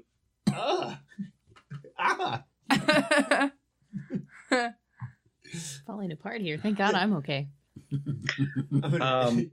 As we're moving down the line, Betty, that scent of chocolate has actually gotten worse. You can feel it rising up your throat. You have had to spit up a number of sort of globules of chocolate. Oh, no. Hawking chocolate loogies. It's not a big deal. All right, group hug. All right, so I need 2 rolls to happen. Okay, no, so if everyone's group hugging Maria, I need you all to make a roll a d20 and tell me if you get equal or under your strength. If you do not, you fail. I succeeded. I did not. I'm under. Okay, so 2 successes. So, but 1 failure. Okay, let me see. Juice on command. Did you roll a 20? The dwarven child appears to not know his or her own strength as you squeeze. Maria takes a point of damage as you get squeezed a little too hard. And but sort of like blueberry goo is just sort of like being forced out of you violently, just blah, blah, blah, as it sort of sprays along the walls. Which times right now, I need Betty to make a saving throw versus poison. I'm not very good at this. Nobody is. It's okay. I got a 2. No, That means no, you gotta roll over. So maybe it's just the rising sort of chocolate in your throat, but maybe it's just also the sight of just like this like blueberry spray coming out. It's too much for take. You violently vomit acidic liquid chocolate over the character nearest to you, which I probably will roll me for. because she's Maria. squeezing me. Yeah, indeed, it is over Maria. Ow! I feel very... This chocolate, Oh, it geez. smells delicious and everything, but it sizzles and I'm burns. sorry. I'm so conflicted. You take another point of damage as Oh, I feel a little better though, if that's any consolation. Well, with the acid working and the squeezing working, am I back to like a normalish size? not quite normalish, no. Like it's still, you get yourself down to like a very sort of round child, but it's still like, it seems to be catching up with you very quickly. Oh boy. Can I try to play the song that we've been hearing on the piano? Absolutely. Do any of the keys look more worn than any of the others, or dirty or smudged or anything? Oh, good idea. That is a great question. We didn't cover them in blueberry chocolate vomit. This whole hallway tastes delicious now. Imagine sliding down it when you fall from all the stairs, 3 flights of stairs of blueberry chocolate. Okay. So as you do that, you notice that a few of the keys do seem to be worn. There only seems to be one key that isn't. Oh, that's helpful. Yeah, and it's not like an entire key. You think it's just like a measure, or not a measure, but like an octave. Yes. Well, All right. 1, 2, 3, not it. Not it. Talk about it first. Maybe like hum it a couple of times. Or just jump right in. I am distinctly not making any noise. I think I got it. All right. Let's see it then. All right. All right. So what kind of song are you trying to play? The one that we've been hearing playing off of the factory. Except I'm going to avoid the one key that has no marks on it. Okay. Let me see. Okay. Well, I got some good news and I got some bad news. I like the good news. The good news is you approximate a song that you think you have been hearing occasionally. And it just so happens that might correspond to it. So the lock gives way. Unfortunately, you don't think it is the exact right song. And as the door opens, a vial is shattered and a gas sort of emits from the door as it opens. I need everyone to make a saving throw versus poison. I see a trend. No. Oh, I made it! I made it. Hooray! Nope. Okay. So basically, the symptoms of what you already have immediately get worse. I will start vomiting. So as you again. sort of squeeze into this room and everything, suddenly these effects sort of kick off. At this point, Maria is now so swollen and large, you are now twice your previous size and 3 times your original weight. You cannot attack, move, or cast spells. It gets to the point where you are basically sort of like wiggling your hands and feet and everything. You essentially need to be rolled around as you find sort of like the bulk of your body now lifts you off of the floor. Thankfully, you were squeezed through the door quickly enough to not be wedged in there. Now you're just stuck in this room. And then to Betty, the awful sort of chocolate rising in your throat happens again, and it seems to be more and more constant. I need you to make another saving throw versus poison. I made one. All right. It takes a considerable amount of effort, but you manage to sort of hold it down as it continues to sizzle and earn on your insides. I'm going to need a spit cup. So all of you sort of jam your way into this room now to determine if it was occupied. So this is something that I didn't do when I probably should have, which was to determine Lucia's location in the factory. But I can do that now and then reverse back from where she might have gone along this path. Well, it's going to get interesting real fast, ladies and gentlemen. What, it's not already? So you burst into this sort of opulent living quarters. There seems to be a large 4-poster bed, a writing desk, a fireplace, this tremendous full-length mirror. There's a bathtub and a sink, cabinets, dressers, and most prominently, there is an enormous iron safe in the one corner of the room. However, sitting at the desk as you all sort of barge in, you see a woman, a very large and prominent-looking woman. Her finery seems to be sort of cast aside. Her pistols are on the bed. Only her sort of rapier appears to be nearby her desk. She's sort of in a nightgown. But you see the visage of your opponent, Lucia de Castillo. How does she look as we see her? Surprised. If she was expecting us, I was going to be very like, how in the hell? Psychic lady. Well, she turns. She sees all of you enter, and then quickly sees like what has become of you as well. I'm going to try to roll towards her and say, Mother! I don't know. I'm just trying. As you wiggle forward and everything, she looks to you with a bemused expression, and she says, "Oh no, it seems as if a terrible fate has befallen all of you. Oh, how very sad. So this is quite an intrusion. Tell me, while you still live, how did you find your way inside?" We're here for a tour. It hurts. She sort of smiles and everything. She puts one hand on the rapier, though, as she sort of turned to face the 4 of you, and she says, "Oh, yes, no, I imagine it does, my dear child. I am told the process is very painful." I'm going to hold my hands out and like wave them like, no, please no motion, as I'm going to like try and circle away from, Maria the Blueberry, and maybe casually towards the bed. Carl let us in so we can have a tour. Ah, yes, Carl. We lost him, so we went looking for him. We're big fans of your chocolate. I'm sure you are, as I am too.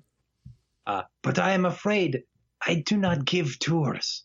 That is something I have never actually done, and I'm thinking I must fire Carl Weiss now, because this seems to be a grave error. Well, can you help us out? This is when she sort of looks between you and she sort of notices the symptoms to each of you. She says, "Oh, please understand, I would love to, and I can help you after a fashion, but I'm afraid you can never leave this factory. You've seen far too much." Do we get to eat chocolate for free for the rest of our lives? She says that and she kind of smiles and she says, "For you, tiny one, anything." Yeah! Score! Way to throw us under the Yes, bus. all the chocolate that you desire, And I can grant you this. Unfortunately, you will never be able to leave my factory again, and I am afraid this new condition of yours is quite permanent. I do, however, have perhaps a way to alleviate your symptoms. If you agree to this, of course, you must throw your weapons forward and surrender to me, for I desire nothing less than the total surrender. Peace. You see her; she's kind of gripping the rapier at this point. I can't reach them because I have hands on a ball, but my spear is somewhere on my left side, and my short sword is somewhere on my right side, and I don't have any armor anymore because that popped off. And then there was a short bow, but it might be in the hallway. All right. So you were basically ready to surrender. What would everyone else like to do? I will say she does only have the one weapon in hand. Yeah. Do it. Kill her. I'm just kidding. I don't say that. Well, go big or go home, right? That's right. So, well, being ever so careful to not say anything or make noise or grunt so that I don't shred my throat with peanut brittle, I'm going to draw my sword and leap forward at her and, well, try my old handed fencing, I suppose. Hey. All right. With that, I would like everyone to roll a d6 for initiative. 6. Oh, 6. Oh, shit. All right. James, what did you get? I got a 6. All right. All right. And Lee. 6. Okay. Lee, what was your character's name again? Brunton. Brandon. Got it. All right. And Terry. Oh, 1. Oh, Maria. Okay. And Lacey. 2. Okay. And initiative for an unknown party. That's good for us. They're probably on our side. It's our rescue party. All right. We begin with 6s. Lawrence and Brenton are the first to act. You get the drop on Lucia. I'm going to kick Maria at Lucia and go for the pistols. Okay. Little game of kickball. All right. So that absolutely happens and is something that is encouraged in this adventure. So Lucia needs to make a saving throw. Okay. Okay. Also, I need Maria to make a saving throw versus. Oh, what would that be? No, you know what? Instead of a saving throw. Okay. So, Maria, you get sort of shoved and kicked violently towards Lucia.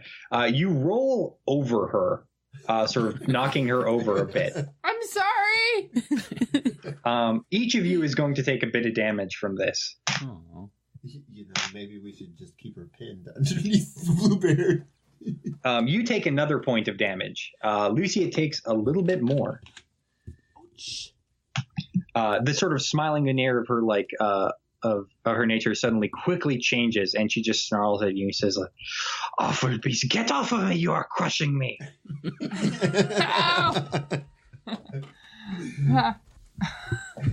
Oh, you will rue this day. I will tear you apart. I didn't do it. All right. Sorry, so that was what Brenton did? Yep. Okay. Lawrence. So can I see her out from underneath of the of Maria?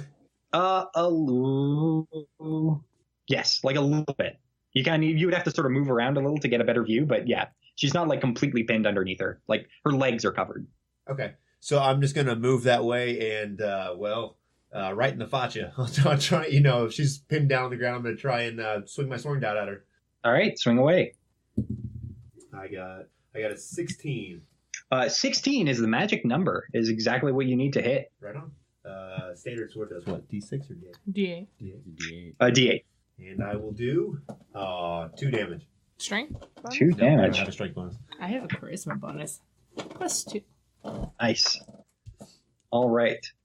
That brings us next to Betty. Pretty sure everyone has a charisma bonus. That's how we got the job. I am going to try and kick her sword away from her. So even if she can All get right. back up, she is disarmed. All right. Let me see. Guys, I was going to work here for the rest of my life, and Yeah. you're ruining it for me. All right, she's holding on. Okay, what I would like you to do and everything is to roll a d20 and see if you get equal or under your dexterity. I rolled a 20, so no. All right. You go to kick out her sword as you sort of kick along her foot and everything. Like she's got sort of like a death grip upon that blade. She doesn't seem to be giving it up easily. She sort of turns on you and narrows her eyes at you. Puke on her. Puke on her. Yeah, exactly. Acid, bro. You've got a breath weapon. Next to go is Maria. Don't you do it. Don't you do it. I'm really sorry. I can't seem to move. There you go. I'm stuck. Lucia also goes at the same time as you. She sort of like wrestles with you and everything. It's like your tremendous bulk is pinning me to the ground. Undo the curse. Unspeakable. Help me. She does. She sort of peels back a bit and sort of shoves you backwards with like kicking you back with her feet. And she takes the rest of her time to sort of get up back onto her feet. She eyes the bed with her pistols. You get sort of shoved back. You notice you are still able to hold weapons and things, but sort of using them is quite difficult. Okay.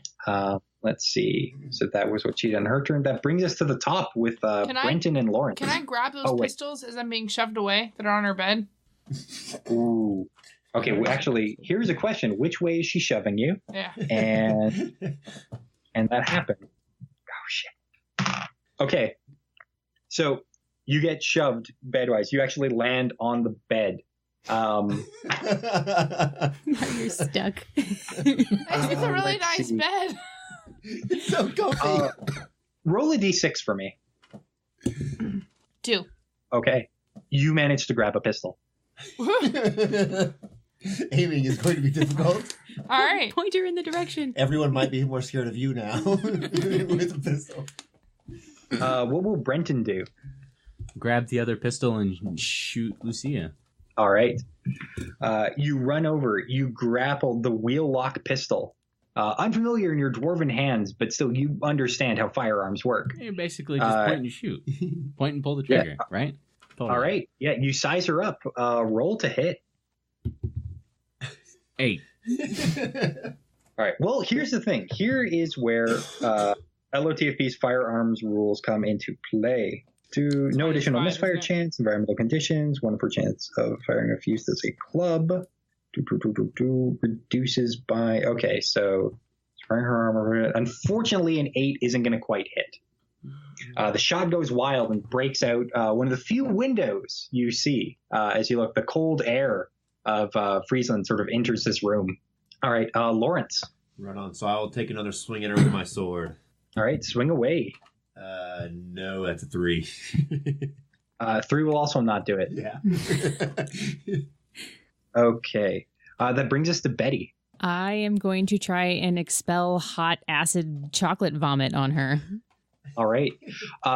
Normally, you would have to sort of save against trying to keep it all down. But if you're just letting it flow, you can basically on command at this point. Excellent. All right. Go for the eyes, boo! Go for the eyes. Roll to hit, Lucia, with your chocolate acidy vomit. I believe that's the first time I've ever heard that. Is that like a ranged attack? Yeah, I would say so. Yeah. Oh, I only got a 3. That's sad. Oh, that's not good. No. Unfortunately, you think you've perhaps spewed a lot, so now it's just sort of a dribble, like. Bleh.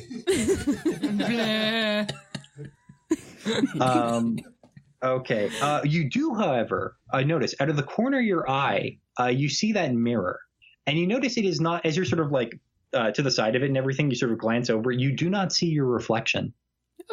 In fact, you see the approaching reflection of another woman, who actually I can show you because there's an illustration of this room, complete with that mirror detail. Yes, right here. This incredibly pale, tall-haired woman dressed in red, wearing upon her head a golden crown. That's not good. She kind of peers towards the mirror, is looking through it like a window to see what is going on. Oh, wait. Is this an entrance into Red and Pleasant Land? Look out. There's someone in the mirror.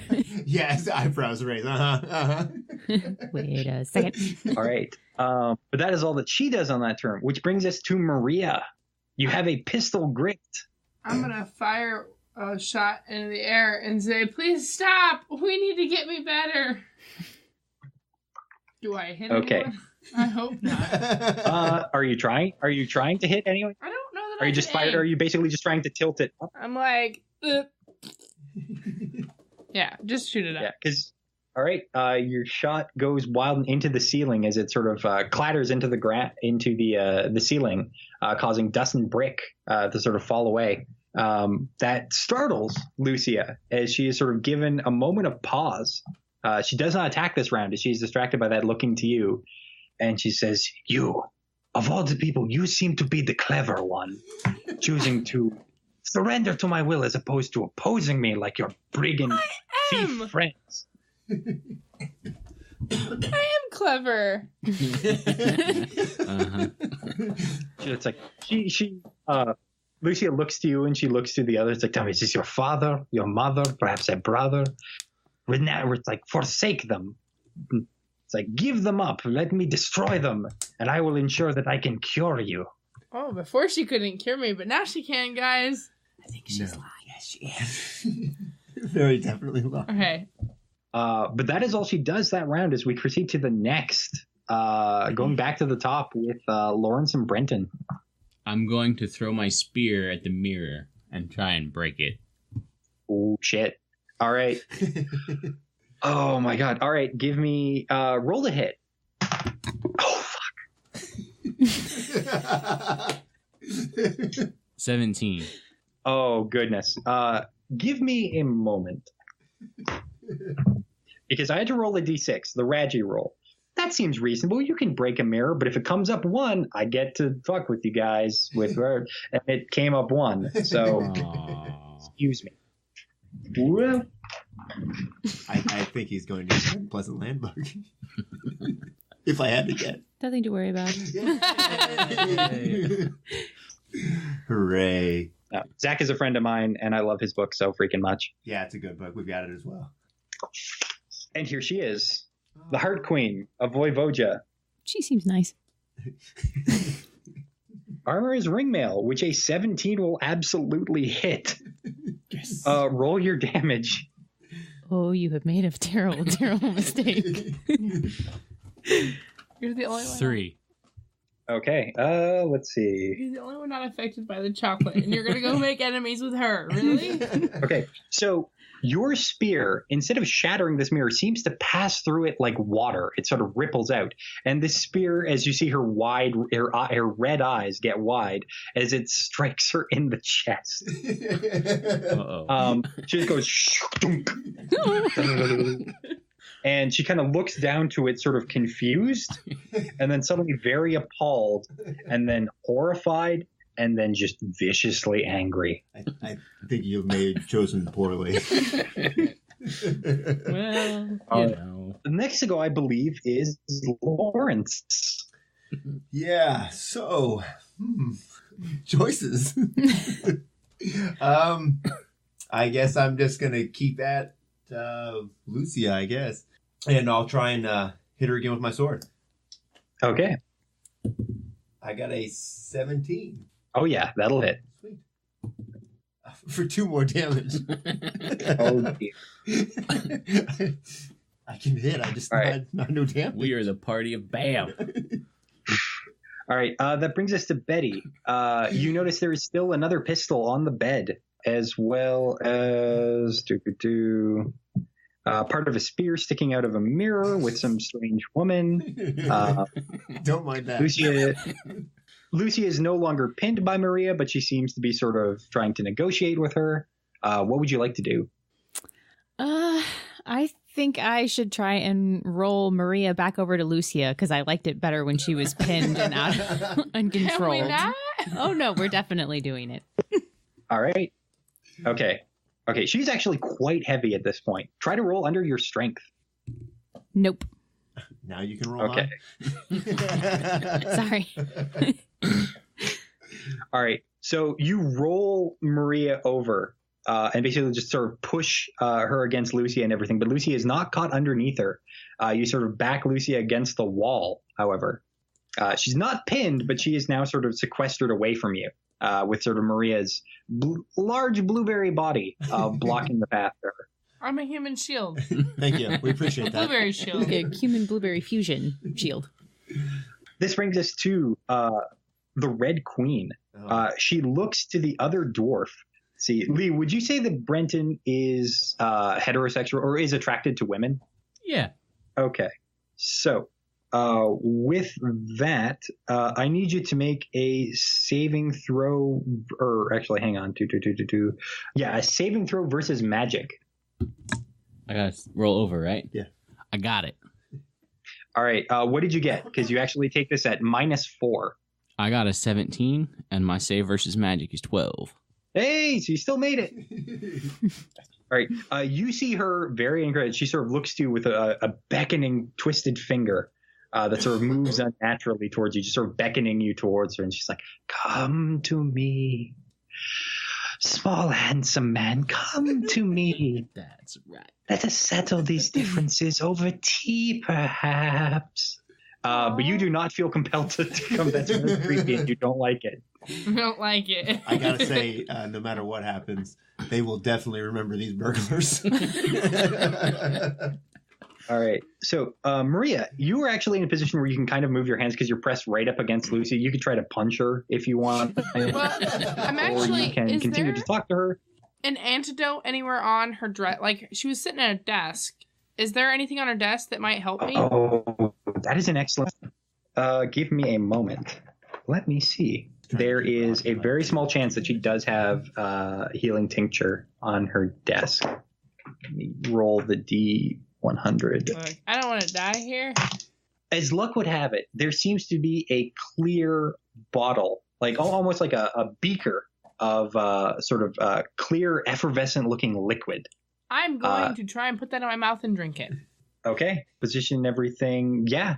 Roll a D6. If it means I have to roll my mouth to it, I'll do that.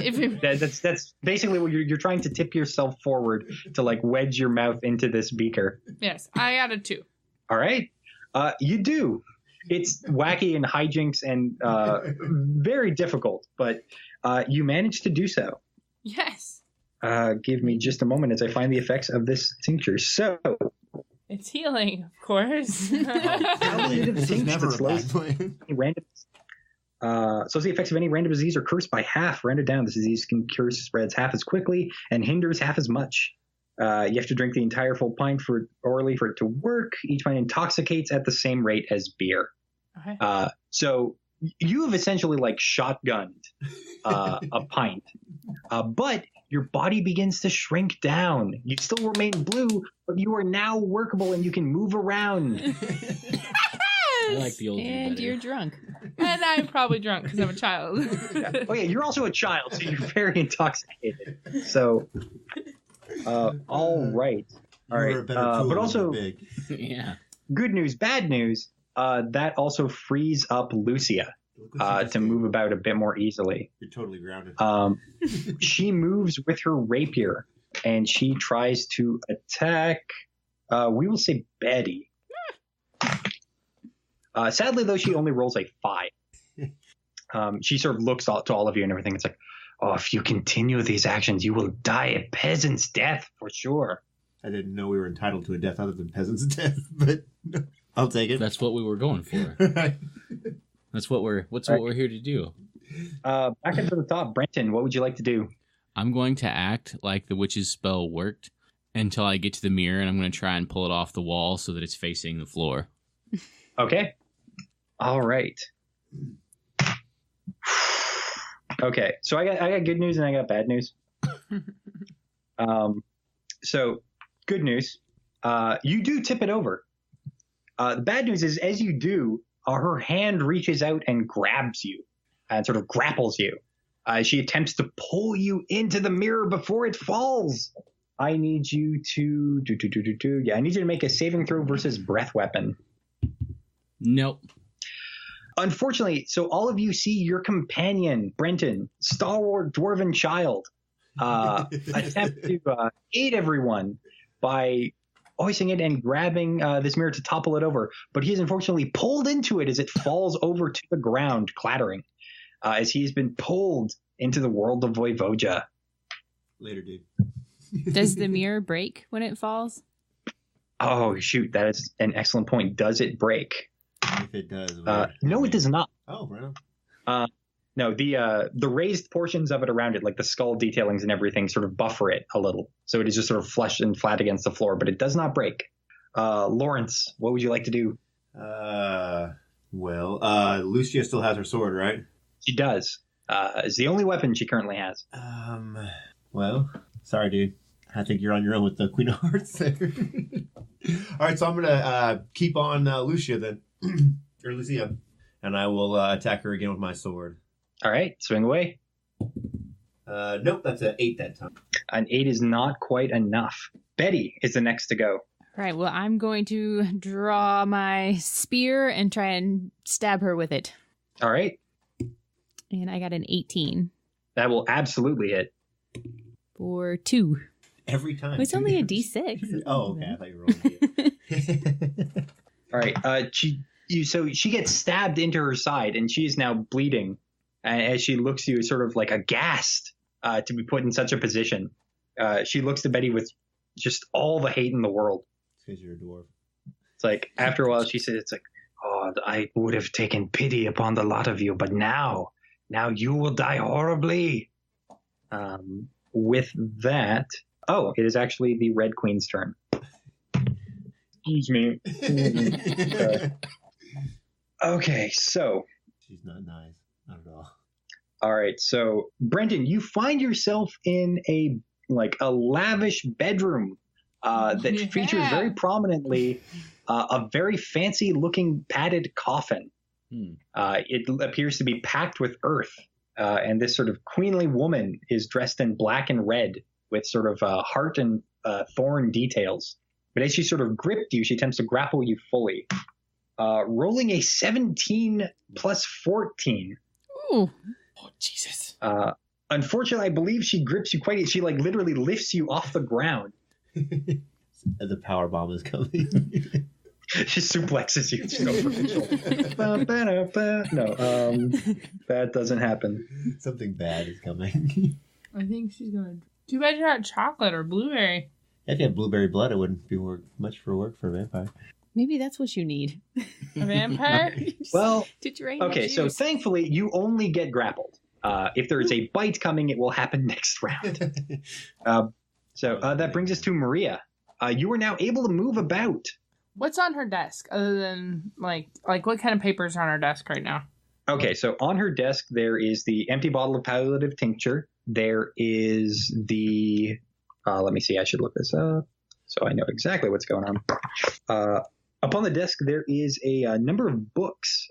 They seem to be on herbalism, culinary skills, and sea trade. There also appear to be a number of sort of sheets of parchment and paper upon which are written a number of contracts. The things with which you seek do not appear to be on there. There does not appear to be any recipe or sort of ingredients. It seems to be a lot of books and writing implements. There's also stationery type stuff as well. Pens, quills, ink pots. Is the window above us or no, it's the ceiling above us. There's no windows in this room? There is a window. It was actually shot out by somebody's pistol shot. Yeah, I'm going to climb out that. Okay. Peace. One in the mirror and All one in right. the window? Really? All right. Do you want to try and climb with like a rope and grappling Is it hook, or are you too just high? trying to like clamber down the side? Good question. You're drunk. This is totally doable. Okay.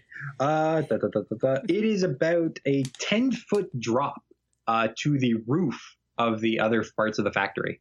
The outside of it seems to be sort of like slate, sort of concrete and stone, like a brick. So there is like very tiny handholds that you could attempt to All climb. right. Well, I'm going to just sit down the window for a minute, and then I'm going to shoot at her. Okay. All right. Yeah, why not? All right, roll the hit. 21. Holy shit. Okay, so And I have her revolver. I don't know All right. if it does anything special. yeah, so that's the final shot out of that. So roll damage and double it. D8? Yes, a D8. 14. Oh, shit. Jesus. Oh my god. We've been here fighting this entire time. Well, she just told me she was going to kill me after she just told me she was going to be merciful. Now I, like, really can't trust her. Taken down by a drunken Yeah. child. No, she takes. Oh, where do you shoot her? You're the one holding the pistol and everything. You basically get to choose. Okay. In the middle of her chest. Is she, like, All right. right here. So you shoot in the chest region and everything, and she just takes it right in the chest. Oh, she's sort of pushed back and everything, almost toppling over. She is hanging on by a thread. You think she's still alive, but she is very badly hurt. As she sort of coughs up a bit of her own blood, perhaps for the first time, she suddenly realizes she might not get out of this encounter alive. She looks very worried. And actually, it is now her turn. She takes a moment. She looks at you bloodied, bleeding, and she tries to shove past you to get out of this room and run. So she is basically, at this point, she is basically at the door. But it is a new round as we start off with Lawrence. Well, can I take my sword and like, or is the floor in here wooden or anything, or is it like stone? The floor in here is wood. Can I take my sword and sort of stab it into the wood at the door so that like it wedges the door closed? Absolutely, yeah. So yeah, I'll just run over there and just slam it down and get it as deep as I can on the ground or in the floor. All right, you do. That door is now jammed and will not sort of open now that your sword is jammed in there. You've cut off her escape. Haha. Brenton, you were in the clutches of a vampire queen. You were sort of like held in place by your naturally strong. As she stares into you with this awful sort of hunger, what would you like to do? I'm going to try and kick that spear I threw at her deeper into her chest. All right. That is actually using your feet. That is a feasible plan. Especially since All you're right, short, little dwarf guy. Roll the hit. Add your strength if you have a bonus. 16? All right. So not enough to hit her, easily enough to hit the spear. Roll the spear's damage, which I believe is a d6. 1. Aw. Okay. Oh, It is wooden. here's the thing. Give me just a moment, because you did get her in the chest. Vampires in general. Would say vampire and essence can you say vampires being grappled to modified. I'm glad he wrote all these rules for it. All right. So you do drive it deeper into her chest. You think that it is well positioned for the staking, but unfortunately is not quite there enough. So you've definitely hurt her, and she is looking a little more nervous and a little more eager to devour you. Right. Does she let you go from shock of that? Unfortunately, she's holding you fast. Balls. All right. Next to go is Betty. Okay, so the two of them seem to have Lucia fairly well in hand. So what I would like to do is turn the mirror over so that it's face up and see if I can lower a rope into it to see if he can climb back out of the mirror. Okay, you do so, and your rope passes through. As you're being grabbed and everything, Brenton, you feel the rope basically trail down behind you and basically sort of lap at your back and your neck, as you can sort of see it sort of being lowered towards you. Awesome. Your arms are sort of pinned to your side, so it's difficult to grab, but you also have your teeth, or you can like try and grab it with your hands. But there's now a rope passed down through there. You're so nice. Thanks. Unfortunately, it is now the Red Queen's turn. Yeah, then there's that. Okay. This is a difficult question because I think I already know the answer. Okay, so you take 3 damage from this bite. Unfortunately, at this point, she will also drain a hit dice worth of vitality from you, which I believe your character is a dwarf, which I believe hit dice is a D10 or D8? D10. D10. In your first level. Okay. You take an additional 5 points of damage as your hit dice is sucked away from you. How you doing on health? I got 2 left. Oh, geez. All right. But she regains that for herself. You are very close to death as she's draining the vitality from you. And that brings us to Maria. Lucy is trying to escape after you've shot her. I'm going to throw my spear into her back. All right. Throw away. Try. Vicious little child. She said she would take me, and then she told me she would kill me, and I'm really upset. 17. Jesus. Yeah, that hits. 6. Oh, my God. She's stabbed in the back. I will say that. You said you would help me. You lied. She turns around. She kind of hobbles around, stabbed in the back as the spear is thrust through her chest and everything. She turns to you as blood leaks from the side of her mouth, and she's like, "Thieves, murderers, all of you. This is not my end. It wasn't supposed to end this way." And she kind of like collapses onto her chest, dead. Da, da, da. Lucia can no longer act. You're out of initiative. What would you all like to do?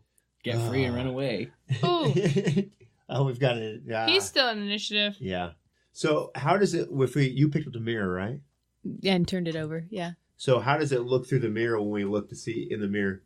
Okay, so if the mirror is turned over, it looks like you were as if the floor is sort of turned up and everything, and you were looking into what looks like a bedroom, except there is no bed. Instead, there is a coffin. You see your companion being hoisted over, and you see this awful pale-skinned red queen sort of biting into his neck. The rope is sort of trailing down next to him. You're pretty jacked up, right? Is it daylight outside where we are? Oh, you've been in here for it. It is like sunset. Okay, so I'm going to light a torch and hold it over the mirror and drop it in, and try and, I guess, aim it towards her. Okay. The mirror. So basically, the properties of gravity still work. So the force of the torch being dropped passes through and goes through the mirror the same amount of force. Roll to hit. Oh, I got a 1. Oh, well, a 1, unfortunately, will hit your companion. I'm sorry. You should be. But if you're on fire, she'll drop you. It's true. You take a point of damage from fire. I'm not dead. Yet. Not for lack of trying. Let's see. With that, next person to go. Actually, Benton would be the next person to go. What would you like to do? You've been hit by a torch. There's a rope near you. You were grappled. Grab the rope. Okay. Pull me up. Yeah, you grab the rope. You were not able to pull yourself up because your arms are bound by this vampire, but your companions can pull you out. What would the rest of you guys like to do? Can we use the 4-poster on the bed as sort of like a pulley to just grab the rope and we will jump out the window with the rope and just yank him? No. I don't want to end up falling out the window. We'll pull him out of the mirror. Okay. All right. What is everybody's strength score? An 11. An 11. I'm an 11. 9. Okay. Well, 3 combined 11s can possibly beat her unnatural vampire strength. So I will roll a d6. We will see whether or not your companion is pulled free. Because this sounds like a sound plan. Makes sense. Okay, that is not a 1. You pull your dwarven companion free. Unfortunately, the vampire queen comes with, as she is sort of brought into the room with you. But being pulled into it and everything does break her grab. So now you are all in this room with this vampire. What would you like to do? Is the sunlight affecting her? Ooh, good question. That's what my next. How much sun is in this room? Well, the window's broke, so... Okay, she is unfortunately not in direct sunlight. However, there is her residual sunlight in it that is going to damage her. So she is going to take something to the tune of a few d4 damage. Okay. Yeah, she gets a little toasty. She looks upon the four of you with disdain, saying, it's like, this is terribly uncomfortable. So I'm going to take, if I can, my small mirror and the small mirror from the satchel that I found, and catch the sunlight and try and get the light on her like she's an ant in the driveway. Oh, geez. All right. Yeah, that's a bit of a play and everything, but yeah, that sounds about right. All right, so you reflect some of this sunlight, and it hits her, dealing more damage to her. She runs away. Yeah, so if we can drive her away, we can. Okay. She will actually, I will make a couple of D6. Does she leave? As Voivodians are off to respond, she seems to be insulted by this, but not like terrified by it. But because of her morale check and everything, apparently it is so much of an insult that she no longer desires the four of your company. She promptly drops Brenton in a heap and then wipes her lips of his blood and then sort of leaves in a huff as she departs through the mirror. Break the mirror. Yeah, break I'm the mirror. not doing it. I'm not doing it either. Smash. Okay, whoever wants to. All right, you break it. It breaks easily. I will break the mirror. My last attempt didn't turn out so well. All right. Ladies and gentlemen, you have now killed the primary antagonist of Blood and the Chocolate. We're now at an hour and a half gone. I'm going to call that for the one shot. We will assume that because now you have reached her primary room with her safe, that you were able to recover a number of her primary treasures. Awesome. Getting through this room now that she is dead, you find her recipe book. You find a number of contracts, a stash of silver, a large collection of silver trade bars, which is a tremendous amount of money. You actually did not encounter the pygmies at all. So I'll say you were given a choice. You just found in her room a large amount of money. How much exactly? In silver trade bars, you find 40,000 silver. We're rich, bitch. In addition, in her safe, you find 5,000 loose silver pieces. This begs the question, now that Lucy de Castillo is dead, do you return to the French merchants to hand over what you have found, or do you just take this place for yourself? Could we just take the factory over? I don't want to. I don't want to run the factory. I want out. Like, I'll take my 10,000 silver pieces and just go now. I feel like there's a good chance of accidental death in this factory. The OSHA standards are not up to snuff. Maybe I don't really want anything to do with it either. But I think now that we have everything, we could probably go back to the French people and be like, yeah, well, the English said they'd give us this much. And I'm not going back to the French people either. Because I'm afraid they'll be like, oh, witnesses, you're dead. So I said anything we found here would be ours. So I say we get some wagons. We load everything we can into the wagons. Or how are we going to... And then, yeah, I guess we'll just cut it loose to him. I don't want to, like 40,000 silver pieces. It's like more than enough for us to do. Agreed. Yeah. You think you might have to find like major merchants or go to Spain to be able to use them, but like that's easily doable with the money you have now. Yeah, so I say we just send them a letter, say, it's yours. And along with sending some other third party to return all of these things for the money they owe us. And then and we will become whirlwind adventurers. I'm not. I'm just going to retire to a place where purple people can live in peace. Yeah. So here's what happens. So each of the effects of your poison, diseased bodies and everything, after about a week of rest, and in the case of Maria, sort of constant squeezing, you manage to move past the effects of this. Right on. Yeah. I never had one. So. I was perfectly unfortunately, there are some sort of lingering effects. Lawrence's voice will always sort of be more high pitched and scratchy. It will get to the point where Betty can no longer properly taste chocolate. Oh. Terrible news. I don't think I'd want to eat chocolate also, again after that. Maria is also permanently turned blue. I look beautiful in blue. Yeah. Brings out your eyes. All right. But ladies and gentlemen, you have found victory. Thank you very much for playing this adventure. Yeah. Thank you for running That it. was super fun. This was No awesome. problem. This is great. I'm glad you liked it. And also, it's worth knowing you guys got through like a small sliver of the adventure. You made like the most immediate beeline towards the treasure, which, totally works. Well, the best thing was we didn't. I made a point when you sent me the PDF. I didn't look at it at all because I wanted to be able to sort of encounter everything fresh and so awesome. Right on. No, well, absolutely. Awesome. That was Blood in the Chocolate. And thank you so very much for running that for us. It was an amazing, great time. Of course. And I think that deserves every bit of any award praise that it got. That was fucking amazing. For sure. Thank you. Yeah. I'm glad you guys had a good time. Right on. I'm going to stop this here.